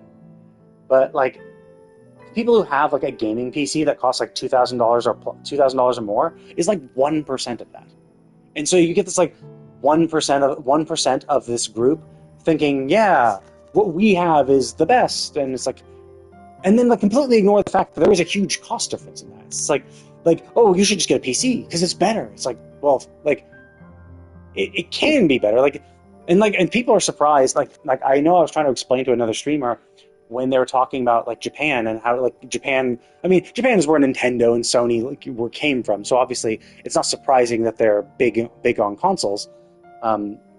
But also, and then they're still big on consoles, but it's like, you also think, oh, well, PCs are better, and it's like, yeah, it's not just the cost, though. It's also the space. And that's why, that's another reason why in Japan consoles are still so popular, is because consoles are small, are modular, easy to move in and out, and stuff like that. You buy a PC, you buy a desktop, that's fucking stuck. It's a fucking brick, right? You cannot move it. It's a pain in the ass to move, because you have so many things connected to it. You need a place to put the PC. You need a place to put the monitor. You need a place to put the mouse and keyboard. These are all peripherals that need to be connected to it. You need speakers. All sorts of shit. So you need basically a desk. So not only does it need space, but you also need more furniture for it and a chair around it. So it's like it takes up space. Now in America, it's not a huge issue because we have space in abundance for the most part. But like in smaller, more compact locations like Japan, it's just like, yeah. Being able to, they're the type of people who have, futons in their closet, and they just turn their living room into a bedroom by just folding up their table and then laying the futon on the floor, right? It's like, to think that they would, reserve a portion of the room to be like, yep, this is where the computer will go, because that's the only place, where it can. It's like, no. What you're going to have is more people buy laptops, since you can just fold them up and move them around for when they actually need a PC, and laptops aren't really that powerful anyway. So you're not really going to play. I mean, you could play games, obviously. It's still a computer. You can still play games, but you're not going to play, the newest brand new game. You're not going to play Black Myth Wukong, Stellar Blade, Final Fantasy VII Rebirth on a laptop and expect any sort of, performance on the same level as a PS5 or Xbox Series X, right? You're just not going to get that. So you get a lot of disingenuous people not actually, understanding what goes into all these decisions, and are just like, well, I have a $2,000 PC, therefore everyone should have it. It's just like, well, not only is it 3 times more expensive than even the PlayStation Pro, right? Not only is it 3 times more expensive than that, but you need more peripherals because you do need a desk, you do need a chair. Those aren't cheap. You need a monitor, but you could argue both console and PC need monitors, so you can like waive that off. But mouse and keyboard again, not super expensive, but they still are a cost, right? And speakers, like you probably want a speaker system because some monitors just don't have speakers, and so like that's the cost. Like you have all these additional costs that PC. So it's like not only are you spending 3 times more for your computer to perform better than a PlayStation, but then you also have to have the space to place it, right? And PCs are inherently single player, right? Like you can only play by yourself on your PC. There's very, very few games that 2 people can play within the same room on the same computer, right? It's possible. There definitely are games that can do that, right? You make player 1 use WASD for movement, and player 2 can use the number keys, and you can just like sit next to this keyboard for that. But like generally not. Like most multiplayer for PC is done online, and consoles have couch co-op. Now games are kind of moving away from that more and more, but it does exist, right? Couch co-op does exist for a lot of multiplayer games. So it's just like these, and all you just need is, I mean, sure, you have to buy another controller, sure, whatever. But like, you can do this. It can be a social experience, right? And like, Nintendo's proven that with the Switch and how, Anyway, so the point is that like, there's a lot of reasons why consoles are popular, but PC people just do not get it. They just see, oh, well, I can perform, my game could perform 10% better because I spent 3 times more money on it.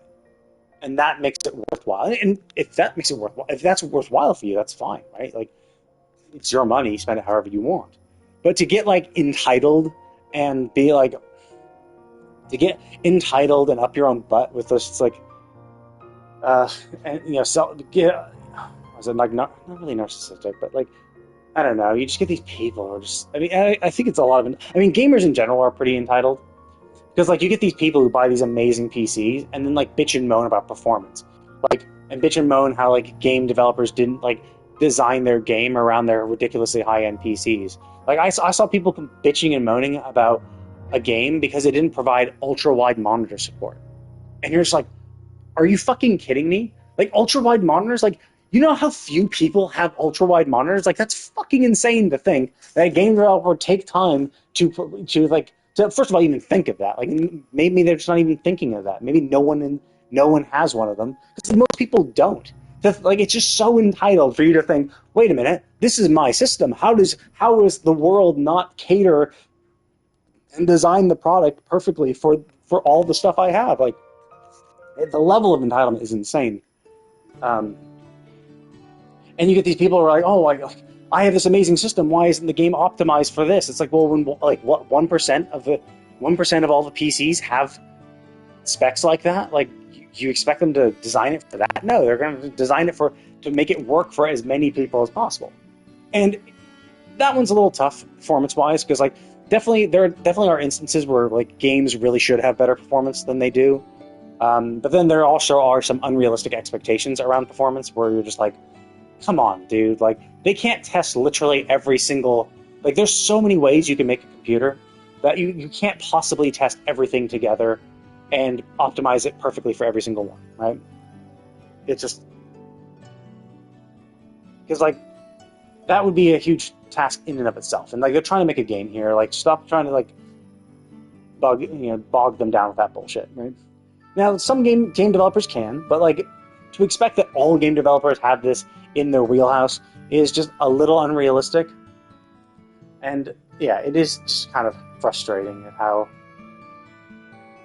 I think, it's all sides too. It's not just PC people are assholes because of this. It's like, no, you get people on PlayStation saying, oh, like, our system's better, our games are better, blah, blah, blah. And you get people on Xbox saying, oh, well, our console's better than yours, like, its specs are better, I guess, somehow.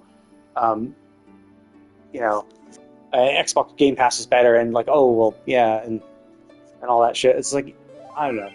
It's just because everyone's fighting. Oops.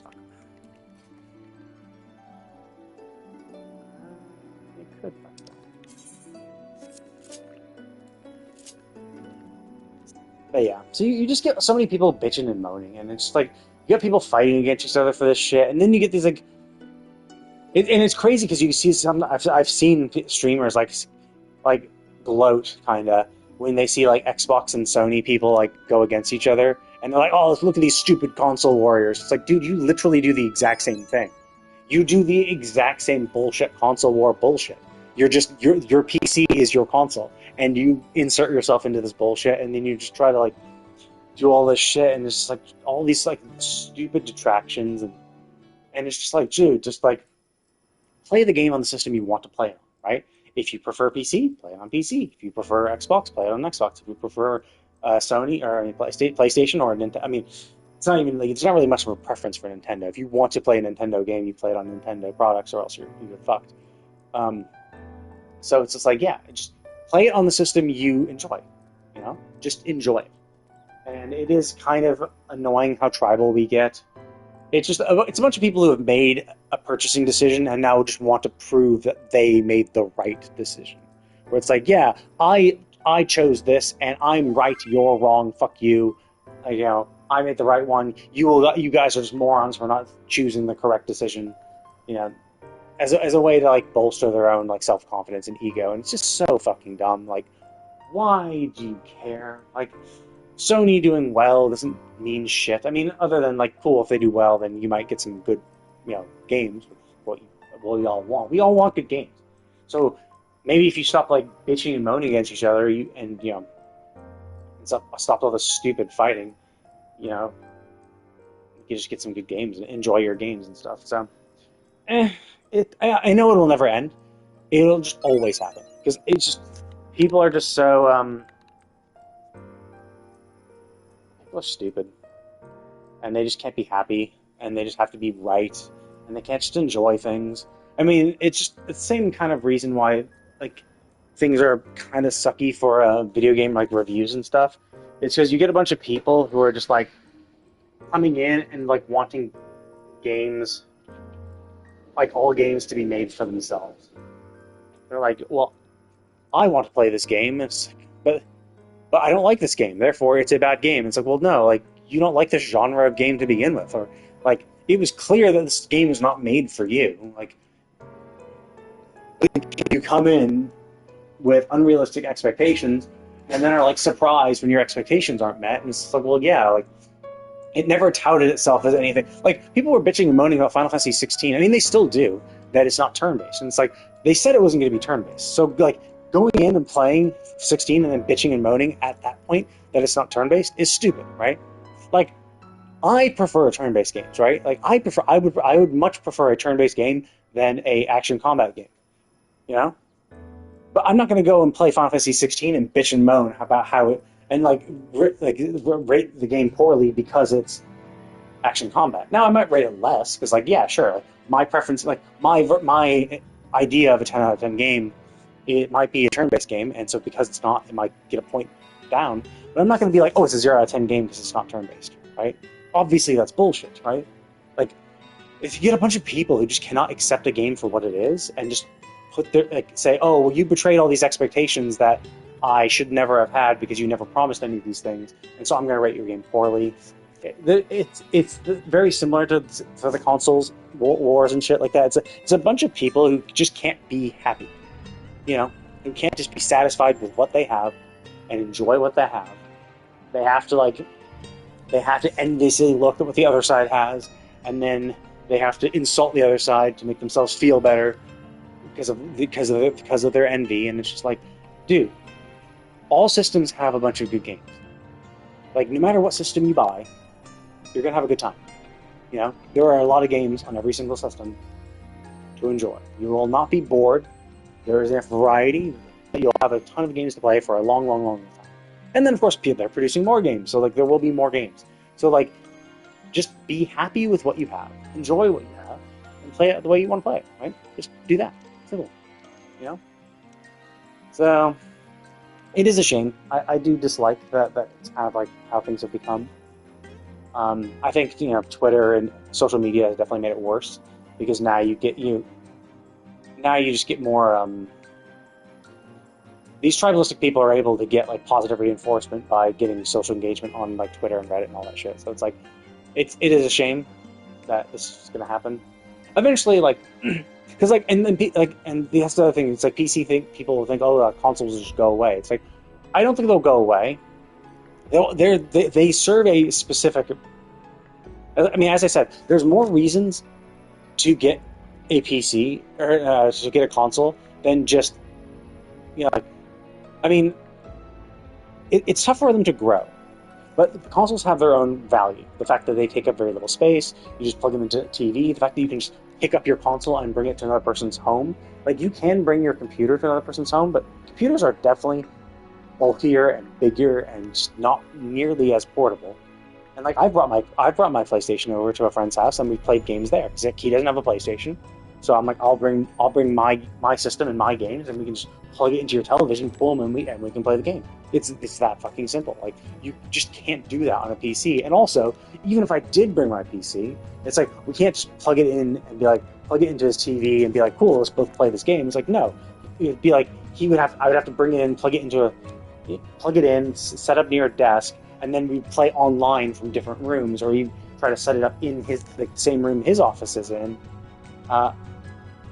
Or have it in the same room the computer is in, so that we could both play online but right next to each other, which is like so weird, right? Like, so obviously there is a reason to get consoles, and like, and also like, realistically speaking, so sure, you can spend $2,000 plus on a PC, but again, as I said, like, the performance you get is just like, you're spending like three times or more on this PC for a 10% improvement in performance, you know? Oh, cool, you have a faster frame rate, but like, who gives a shit, right? Like, it just really doesn't matter. It doesn't really change anything. Like, there are a few games that it does matter, but like, generally, like, and this is like more like for like actual competitive first-person shooter games, sure, right? But like, who does that? Like, that's so, like, I mean, people do play their competitive first-person shooter games, but not like actually competitively. You know, they aren't actual professionals. They might play a PvP first-person shooter, but like, and they don't really need the performance. Like, sure, it'll help them, but like, it's, you know, it's just a game at that point, so who gives a shit, right?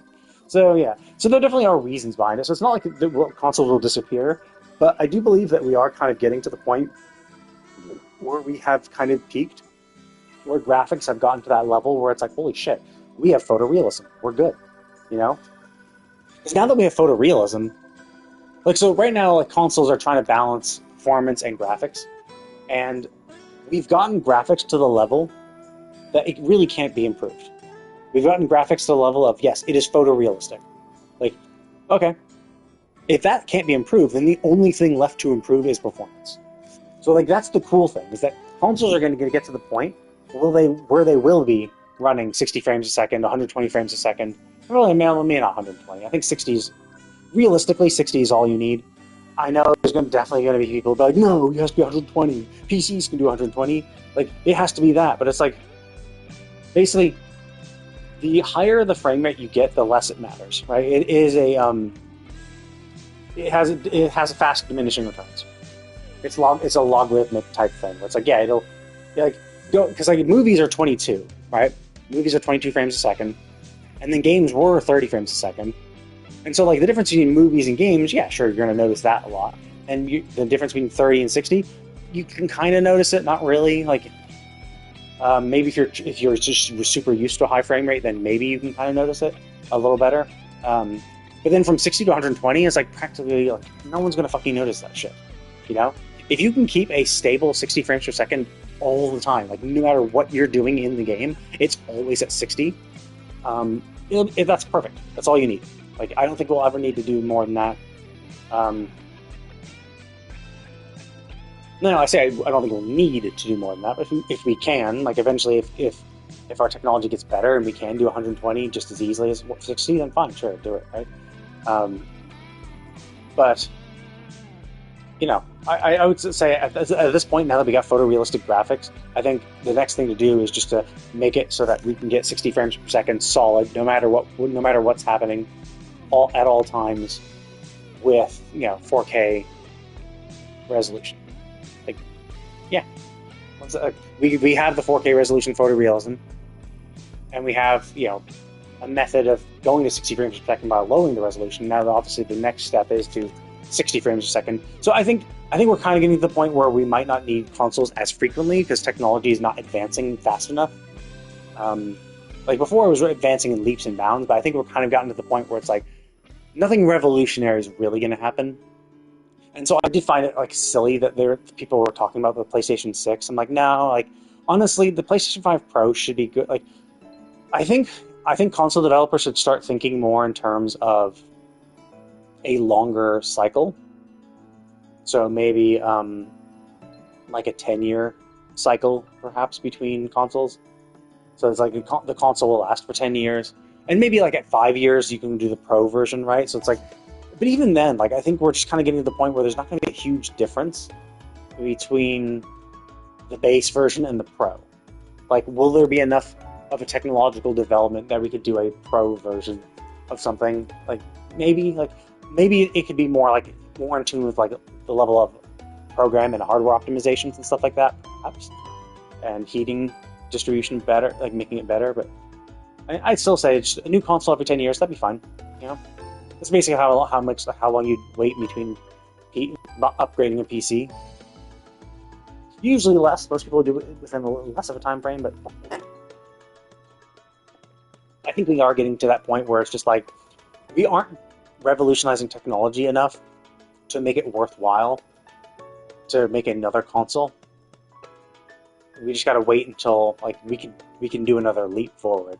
And I think the only leap forward at this point is in performance. But anyway, that is my long rant, and I'm done. I'm done ranting. I'm going to stop playing this game at least, and I will go into Honkai Star Rail and continue the Fate Club. So anyway, thank you all for watching, and I will see you all next time.